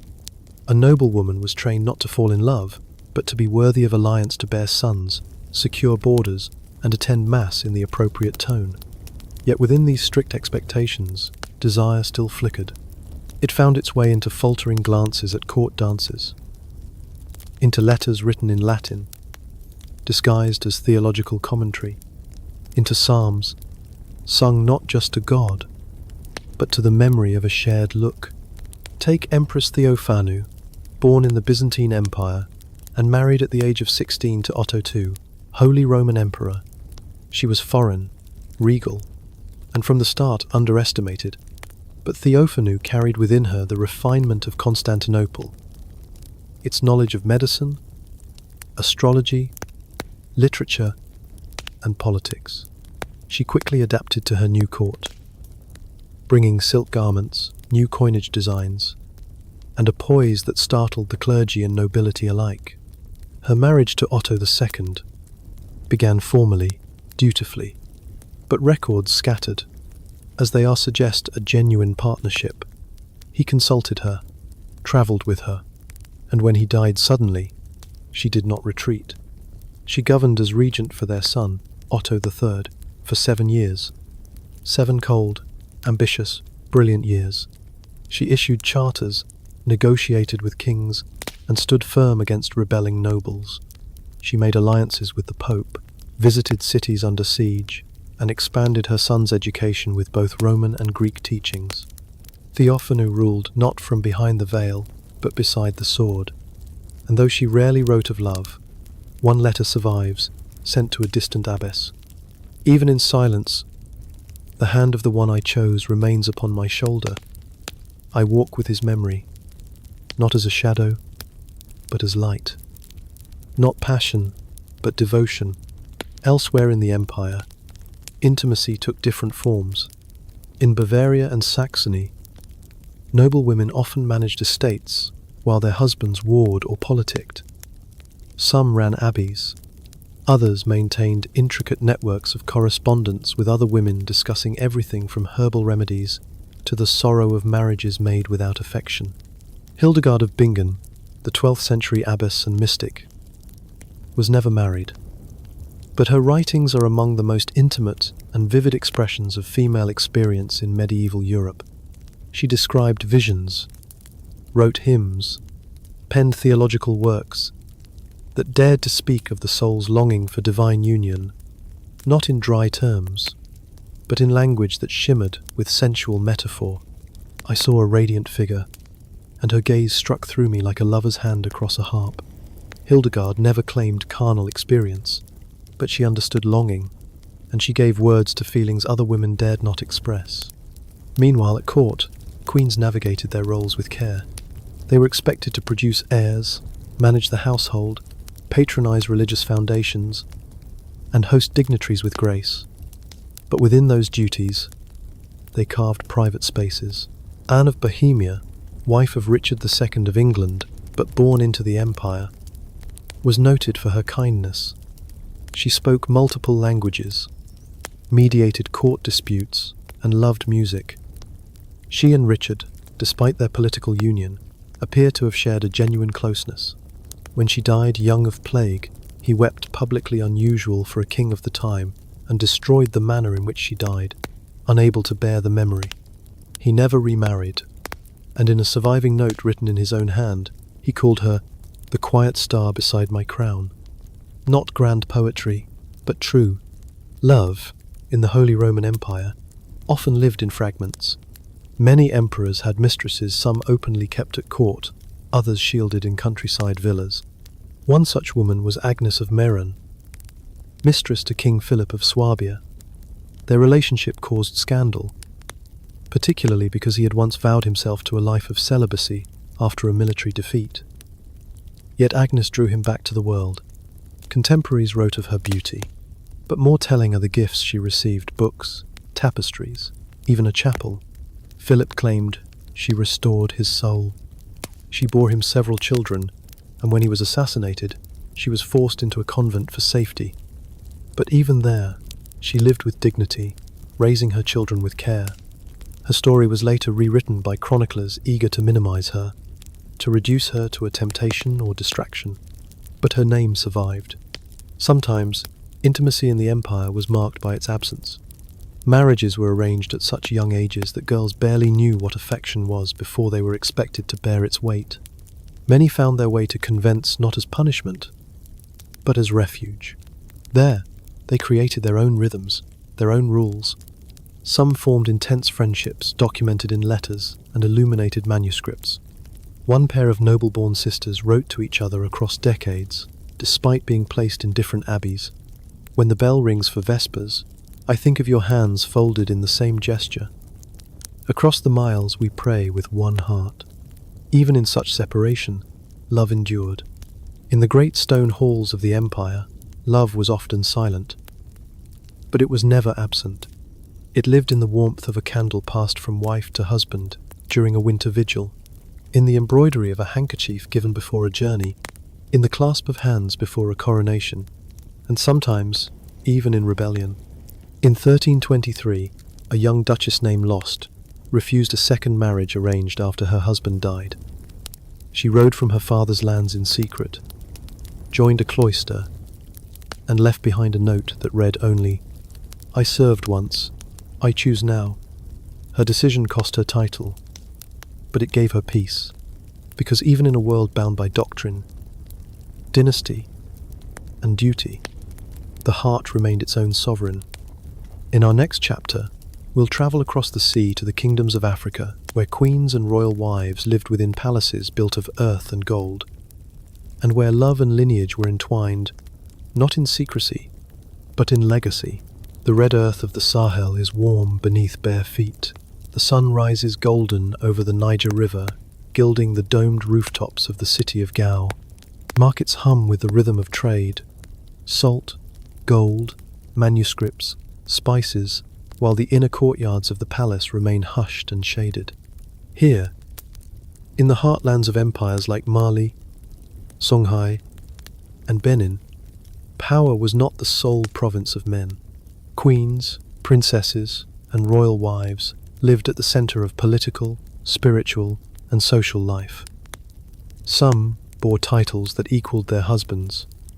Others ruled in their own names, and within their royal compounds, intimacy was expressed with confidence, neither shamed nor hidden, but woven into a worldview that honored life's natural rhythms. To understand what sex, love, and partnership meant in these palaces, we must first look to how power was shared. Unlike the rigid primogeniture of Europe, succession in many West African kingdoms flowed through matrilineal lines. The king's sister, not his wife, might provide the heir. In such systems, women were not sidelined, they were central. In the Ashanti Empire, the Queen Mother, or Asantehima, held immense influence. She did not merely advise the king, she could nominate him. Her approval was essential for coronation, and in matters of domestic policy, spiritual guidance, and community leadership, her word often held more weight than the king's. The Queen Mother lived in her own palace, surrounded by female attendants, griots, and spiritual advisors. Her court was a place of counsel, of rest, and of quiet authority. But love too dwelled there. It was not uncommon for powerful women to choose lovers openly, especially widowed queen mothers or rulers in their own right. In these traditions, sexuality was not seen as shameful, it was part of life, like rain or harvest. In Mali, during the height of its empire, the royal family maintained a compound near Timbuktu. It was built of sun-dried brick, shaded by acacia trees, and lined with scrolls of Arabic script and local proverbs. Here lived Cassie, wife of Mansa Suleiman. She was not only his partner, but his intellectual equal. Though court historians of the time, especially the famed traveller Ibn Battuta, wrote disapprovingly of her influence and confidence, they could not deny her place in the king's decision-making. She attended court gatherings veiled in gold thread. She debated with scholars, and when her husband took a new concubine from a rival region, she confronted him not with tears, but with diplomacy. She left the palace, took her retinue, and sent word through the griots that she would not return until respect was restored. The kingdom paused. The king relented. Cassie returned, but on her terms. Even today, elders near Timbuktu remember her name in story not as a jilted wife, but as a queen who stood her ground. Elsewhere, in the kingdom of Benin, the Ayoba Queen Mother held spiritual and political authority. The Oba, king, was said to be divine, but even he knelt at the grave of the Ayoba, whose memory and name were invoked during coronations. The women of Benin's royal court were not cloistered or silenced. They were guardians of ritual, overseers of market justice, and when the moon waxed bright, keepers of sacred dances passed down for generations. Some were wives, others were priestesses, and some bore no title but held sway through reputation alone. One such woman, whose name has faded from record, but whose story lingers in oral tradition, lived during the 16th century. She was the third wife of an Oba, but known for her skill in sculpture. She shaped ivory combs, clay fertility figurines, and altarpieces. It is said that one night, the Oba visited her chamber not for passion, but for peace. He asked her to carve his dreams into form. She listened, and over the course of 5 nights, She crafted a sculpture of him, not in royal regalia, but seated beside a pool, barefoot, smiling. When he died, he asked for it to be buried with him. Love, in that moment, became legacy. Sexuality in these courts was both sacred and practical. Fertility rites were common. Women bathed in sacred pools, danced under moonlight, or wore specific beads to enhance conception. Intimacy was guided by spiritual rhythm, not just by personal desire. Elders taught young women how to honor their bodies, how to understand cycles, how to recognize a lover's sincerity. In the Kingdom of Congo, Portuguese envoys once recorded shock at the openness of royal customs, women attending dances with bare shoulders, speaking freely in court, expressing affection without fear. But to the people of Congo, it was not scandal, it was life. That's not to say jealousy or heartbreak did not exist. There are songs from the Hausa kingdoms of the Sahel that tell of queens left waiting, of concubines who grew powerful, of lovers who met in gardens and were later forbidden to speak. One song, still sung in northern Nigeria, speaks of a woman whose love became her sorrow. He gave me cola not for chewing, but for remembering. Now every bitter bite tastes of him. But even heartbreak, when sung, was power reclaimed. The female griots, poet historians, preserved these stories. They sang of desire not as sin, but as a truth worth keeping. Their lyrics told of queens who rode into battle, of wives who built city walls, of lovers who carved names into baobab bark, and of moments where a single glance in a candlelit hut changed the course of an entire lineage. Even in times of colonization and upheaval, African royal women held fast to their legacies. The rain queens of Balobedu, in present-day South Africa, have ruled in a matrilineal line for centuries. They are believed to control rainfall, fertility, and communal harmony. Though little is written of their romantic lives, oral tradition says they choose lovers carefully, men who understand that their presence is temporary, their purpose ceremonial, their bond sacred. No man rules beside the rain queen.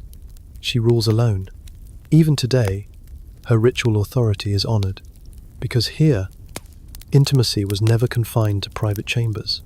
It was felt in the rhythm of drums, the scent of shea oil, the echo of footsteps through palace dust.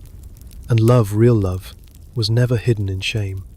It lived in songs, in carved stools passed from mother to daughter, in bracelets gifted after the first shared night, in the silence between two people watching the sun rise over the red hills of home. In the next chapter of our journey, we'll travel into the frost-laced courts of the Habsburgs, where dynastic marriage shaped continents, and queens carried the weight of both passion and political pressure beneath crowns of unimaginable cost. Snow drifted gently across the Schönbrunn Palace gardens.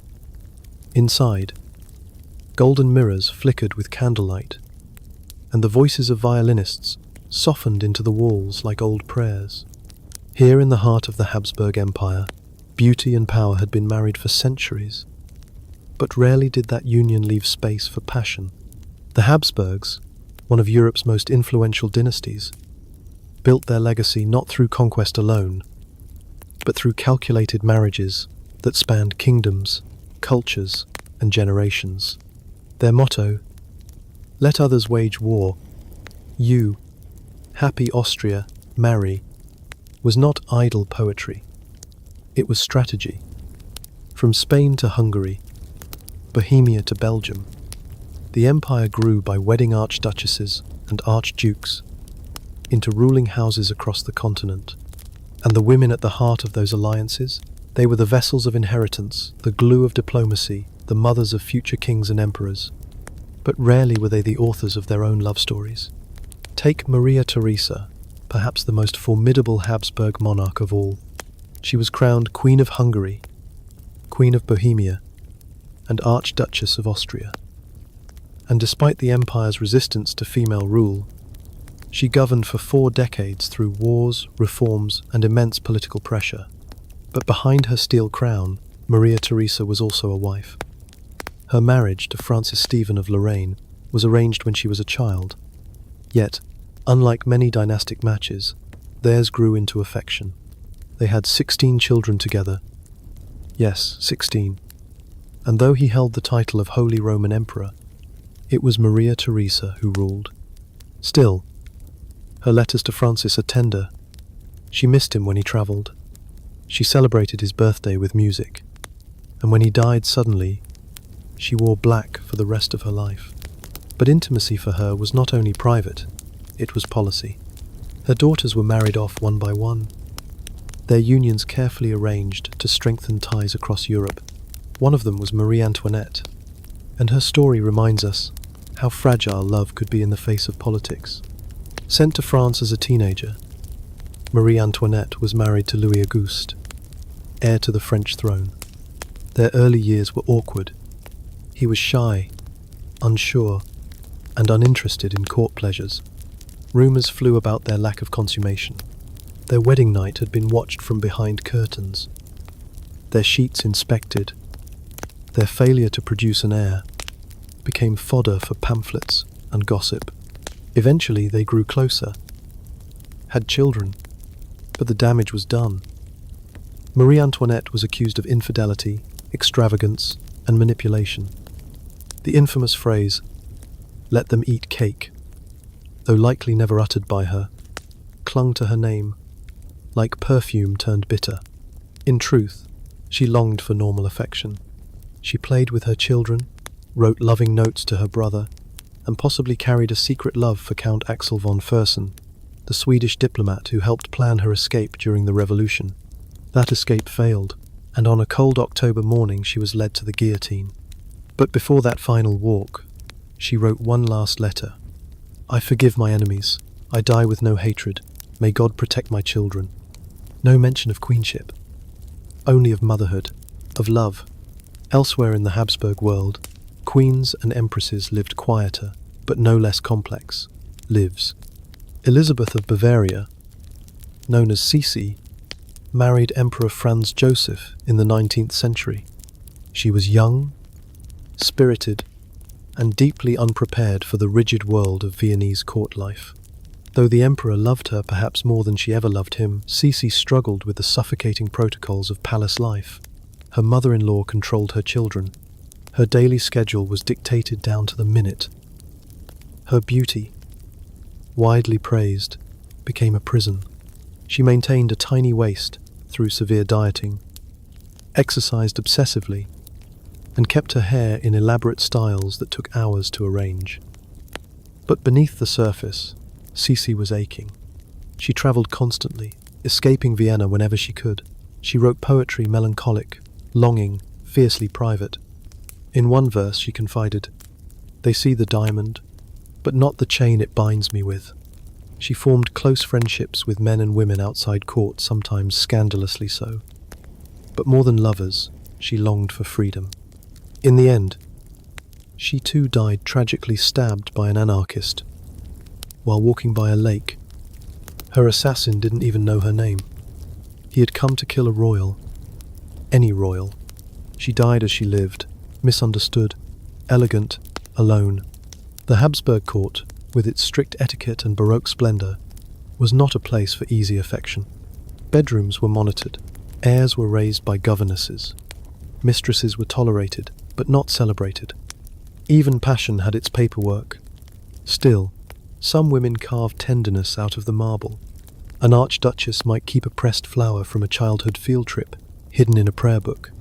A chambermaid once described hearing quiet laughter through the doors of a royal couple's rooms. Not the loud laughter of banquets, but the kind that means two people forgot, for a moment, who they were. In the castles of Austria and Prague, love left subtle marks. A carved heart in the underside of a wooden table, a sketch tucked into a music manuscript, a ring left deliberately on a windowsill, its meaning known only to two. Because even in the most orchestrated courts, where marriages were maps and children were treaties, the heart had its own language. It whispered in the rustle of silk gowns down candlelit hallways, in the stolen moments during sleigh rides or masked balls, in the way two people, locked in duty, might still find their way back to each other, not as monarchs, but as man and woman. In the next part of our journey, we will cross into the Russian court, where serenas and consorts navigated ice-covered palaces, intrigue that simmered beneath snow, and passions that burned far hotter than anyone dared admit. Snow fell in thick, silent sheets across the roofs of the Winter Palace. Its white expanse swallowed sound, softened spires, and hushed the carriages below. But inside, the Russian court never truly slept. It glittered with diamonds and danger, and behind its icy elegance, queens and consorts lived lives of deep desire, cold calculation, and moments of startling vulnerability. In the Russian Empire, power was never entirely out of reach for royal women. From the 18th century onward, they didn't just influence Tsars, they sometimes wore the crown themselves. No woman embodied this fire beneath frost more than Catherine the Great. Born Sophie of Anhalt-Zerbst, a minor German princess, she was chosen at 14 to marry the future Tsar Peter III. She came to Russia knowing little of the language, none of the people, and only what her tutors had told her about ambition. But Sophie was quick.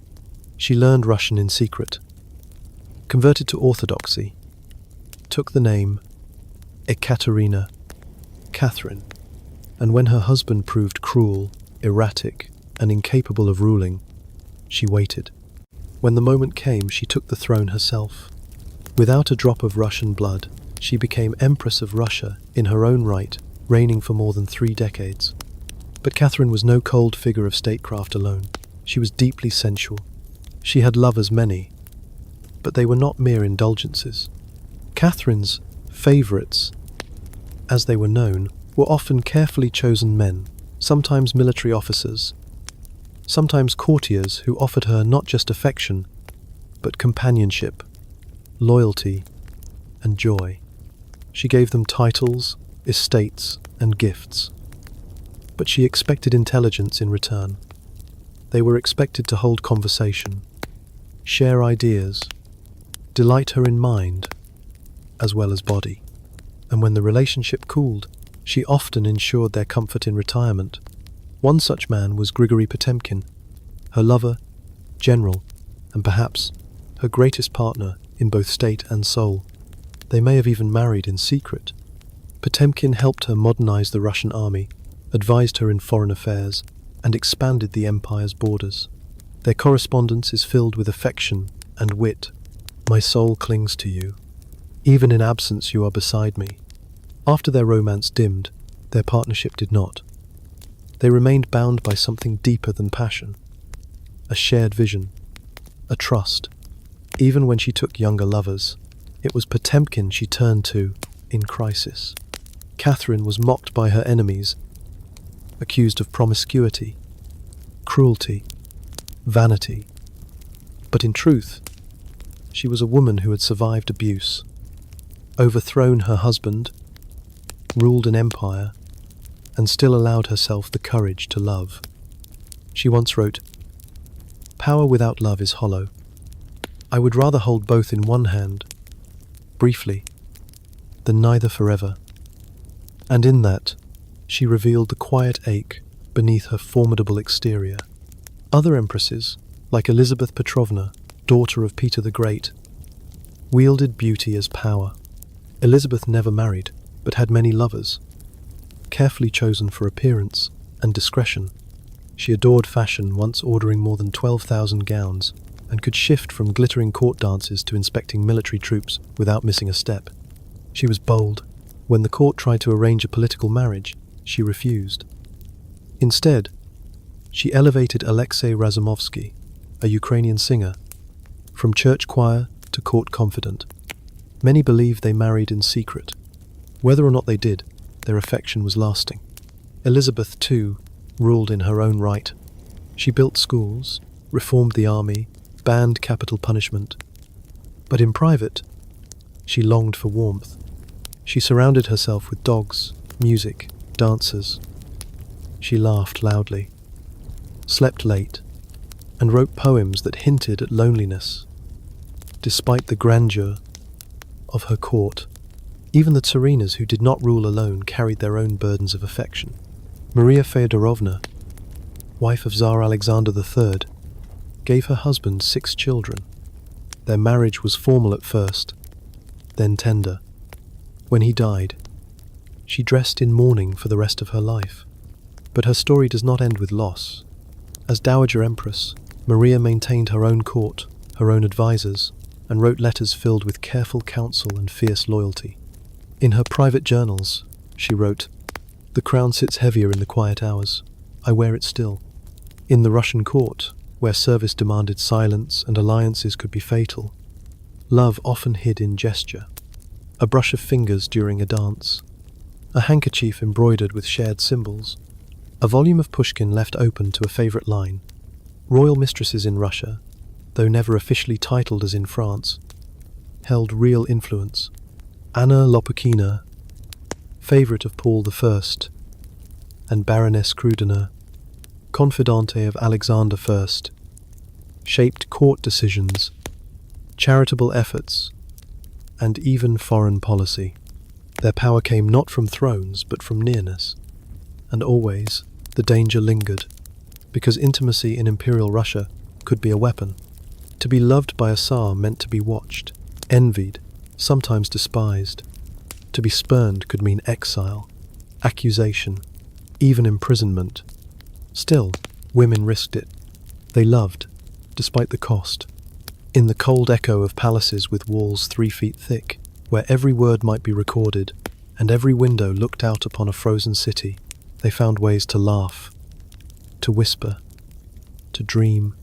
In the gardens of Tsarskoye Selo, a maid once reported seeing a young empress run barefoot in the snow to kiss her husband goodbye before a campaign. She wasn't caught, but the footprints froze in place, 2 bare imprints in a sea of white. Love, preserved by winter. Even today, the palaces remain. The Catherine Palace, with its blue facades and golden halls. The Winter Palace, now part of the Hermitage. The quiet church, where Tsars prayed before dawn. And in these places, the memory of those women lingers, not just as rulers, but as lovers, as writers, as mourners. They endured wars, revolutions, betrayals, but also built legacies of tenderness in a world often too cold for it. In our final chapter, we'll draw together these threads across continents and centuries to see what all these women, from queens to mistresses, reveal about the deepest human longing, not just to be touched, but to be known. A hush settles across the centuries. Silk curtains fall closed in Versailles. Candles gutter out in the Forbidden City. The pools in Marley's palaces still shimmer beneath the moon. And somewhere in a quiet archive, a letter once clutched in trembling hands lies folded between pages of forgotten parchment. We have walked through these palaces together, past the scent of jasmine oil in a Mughal zanana, past the cool tiles of Ottoman harems, past the echoing marble chambers of Habsburg queens, and the frost-laced balconies of Russian empresses. In each of these places, queens and mistresses loved not always freely and not always safely, but always fiercely. What began, perhaps, as a question of what sex was like for these women has become something else entirely.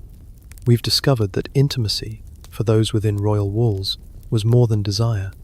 It was a negotiation, a gift, a gamble, a sanctuary, a currency, a rebellion. And beneath all the titles, consort, Haseki, Tsarina, favorite there lived real women.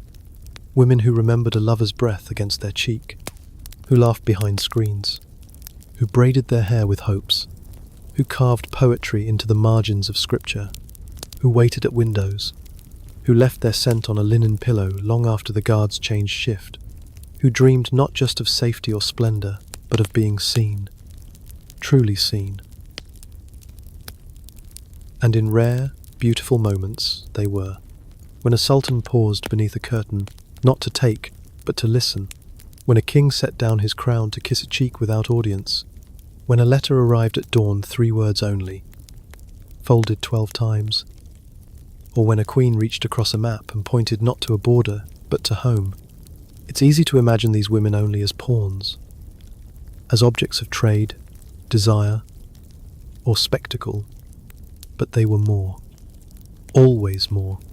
They found ways to shape their world, sometimes gently, sometimes with thunder. They guided empires with lullabies and strategy alike.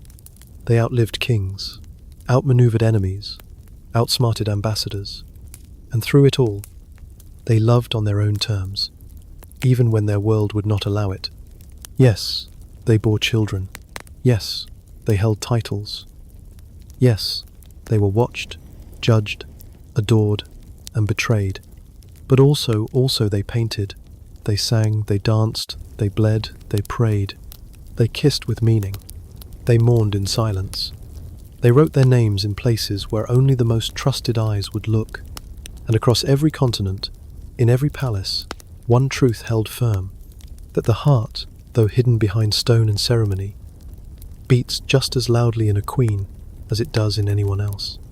Perhaps louder, because when you must hide your longing beneath velvet, you learn to feel it more deeply. And when your love might cost a crown or win one, it becomes something sacred. So tonight, let us remember them, not just as queens and mistresses, but as women who dared to feel, in velvet chambers, in echoing corridors, in golden bathtubs, in cold stone towers, in the hush between midnight and dawn. Their stories have not ended. Every time we wonder what it meant to love in the past, we call them forward again, not to gawk, but to understand, not to judge, but to honor. And now, as the final candle gutters low, as the tapestries fade into shadow, one final thought remains. They loved, and it mattered.